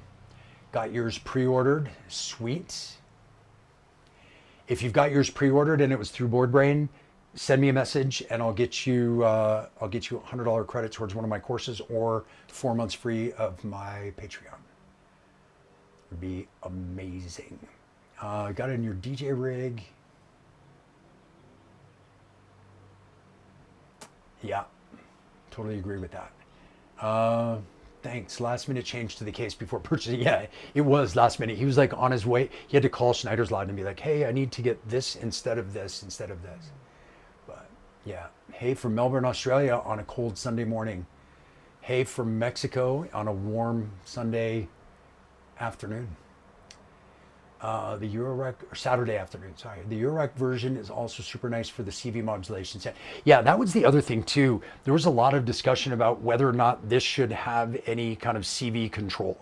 And we've heard a couple comments about people like, oh, I wish I could CV control this. And it's like, well, this really isn't for that. That's what the Exelon Eurorack version is. That's to have CV control over the effect sends and over the filters and over like all of that stuff. You've got CV control over everything there. Whereas this is really for people who aren't really using CV control, right? They're using hardware boxes. And if they're using CV control, it's going to be in a small case or it's going to have a submixer. So trying to put this into its place where it will live in setups so that it could stay small enough that it's portable. That's the big deal. So anyway, volume CV is also super cool. Yeah. Yeah, I mean, the volume CV makes it so that you really don't need VCAs, which is great. Or you can use the sidechain as well. Yeah, I was using the volume CV in my Exelon Eurorack for sidechaining because it doesn't have a sidechain. So I was using it to duck to send an inverted envelope to the volume CV per channel so that you could duck those channels. And I had it going through an attenuator before it went in there so I could turn up how much it would duck. So it basically acted exactly like this knob. And it was in the Eurorack version, but we were having to kind of make it. And here it's all built in. So you don't need a bunch of extra modules to do it here, but we did there. But yeah, still being able to do it. All right. Any other questions about any of this stuff? About the setup for recording, remixing, the SL? Try to do another one of these coming up pretty soon. But yeah, I do have a new piece of kit that I'm going to be trying out starting in a week or so, which I'm excited for how it will play with the SL, which is going to be pretty fun. I'm going to be, 1010 is sending me a bento, and that has multiple outs just like the black box does. And they can be assigned stereo, mono, all that stuff. So I think it has three or four, I can't remember. I think it has 3 stereo or 6 mono outputs. And so I can run multiple channels from that into this, mix analog in this, and then send out, which will be kind of cool. So I'm excited to mess around with the bento with this now that they've done some updates that make that thing more useful. So anyone else, any other questions about any of this stuff? Otherwise, we're probably going to call it a day. We've been on for 3 hours. I've missed you all, so I had to stay on for a little extra time today. So anyway, Well, I guess we'll call it a day. Thank you guys very much. Thank you, Adam from BoardBrain, for joining in. Don't forget, if you got the Exelon pre-sale from BoardBrain, send me a message so I can get you the credit off of one of my courses or off of my Patreon. Gets you 4 free months and you get a bunch of Zoom calls, which is pretty cool. So definitely take advantage of that. And yeah, other than that, sign up for my course. Both courses start tomorrow. They're live today, but the calls start tomorrow. And if you happen to miss a call, they're recorded, so you can get the call afterwards. So definitely sign up. I would love to get a couple more people in there. We've got a good group already, but it would be nice to add a couple more and build it out a bit. So hopefully we'll see you. Just go to circlelive.com/courses to get signed up for those. And yeah, other than that, have fun making music and make music. Don't just watch people on YouTube.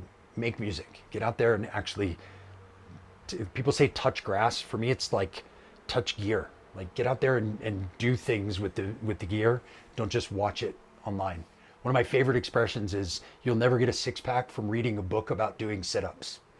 And that's the thing. You can watch tutorials and read things, but ultimately you have to get out there and actually touch the gear and play with it and experiment, try stuff, do things. So anyway, thank you guys very much, and I look forward to seeing you on the next one. I appreciate you guys all tuning in and putting up with my weird sound that I have with my audio for this. But thank you guys again, and I will see you all in the next one. Thank you very much.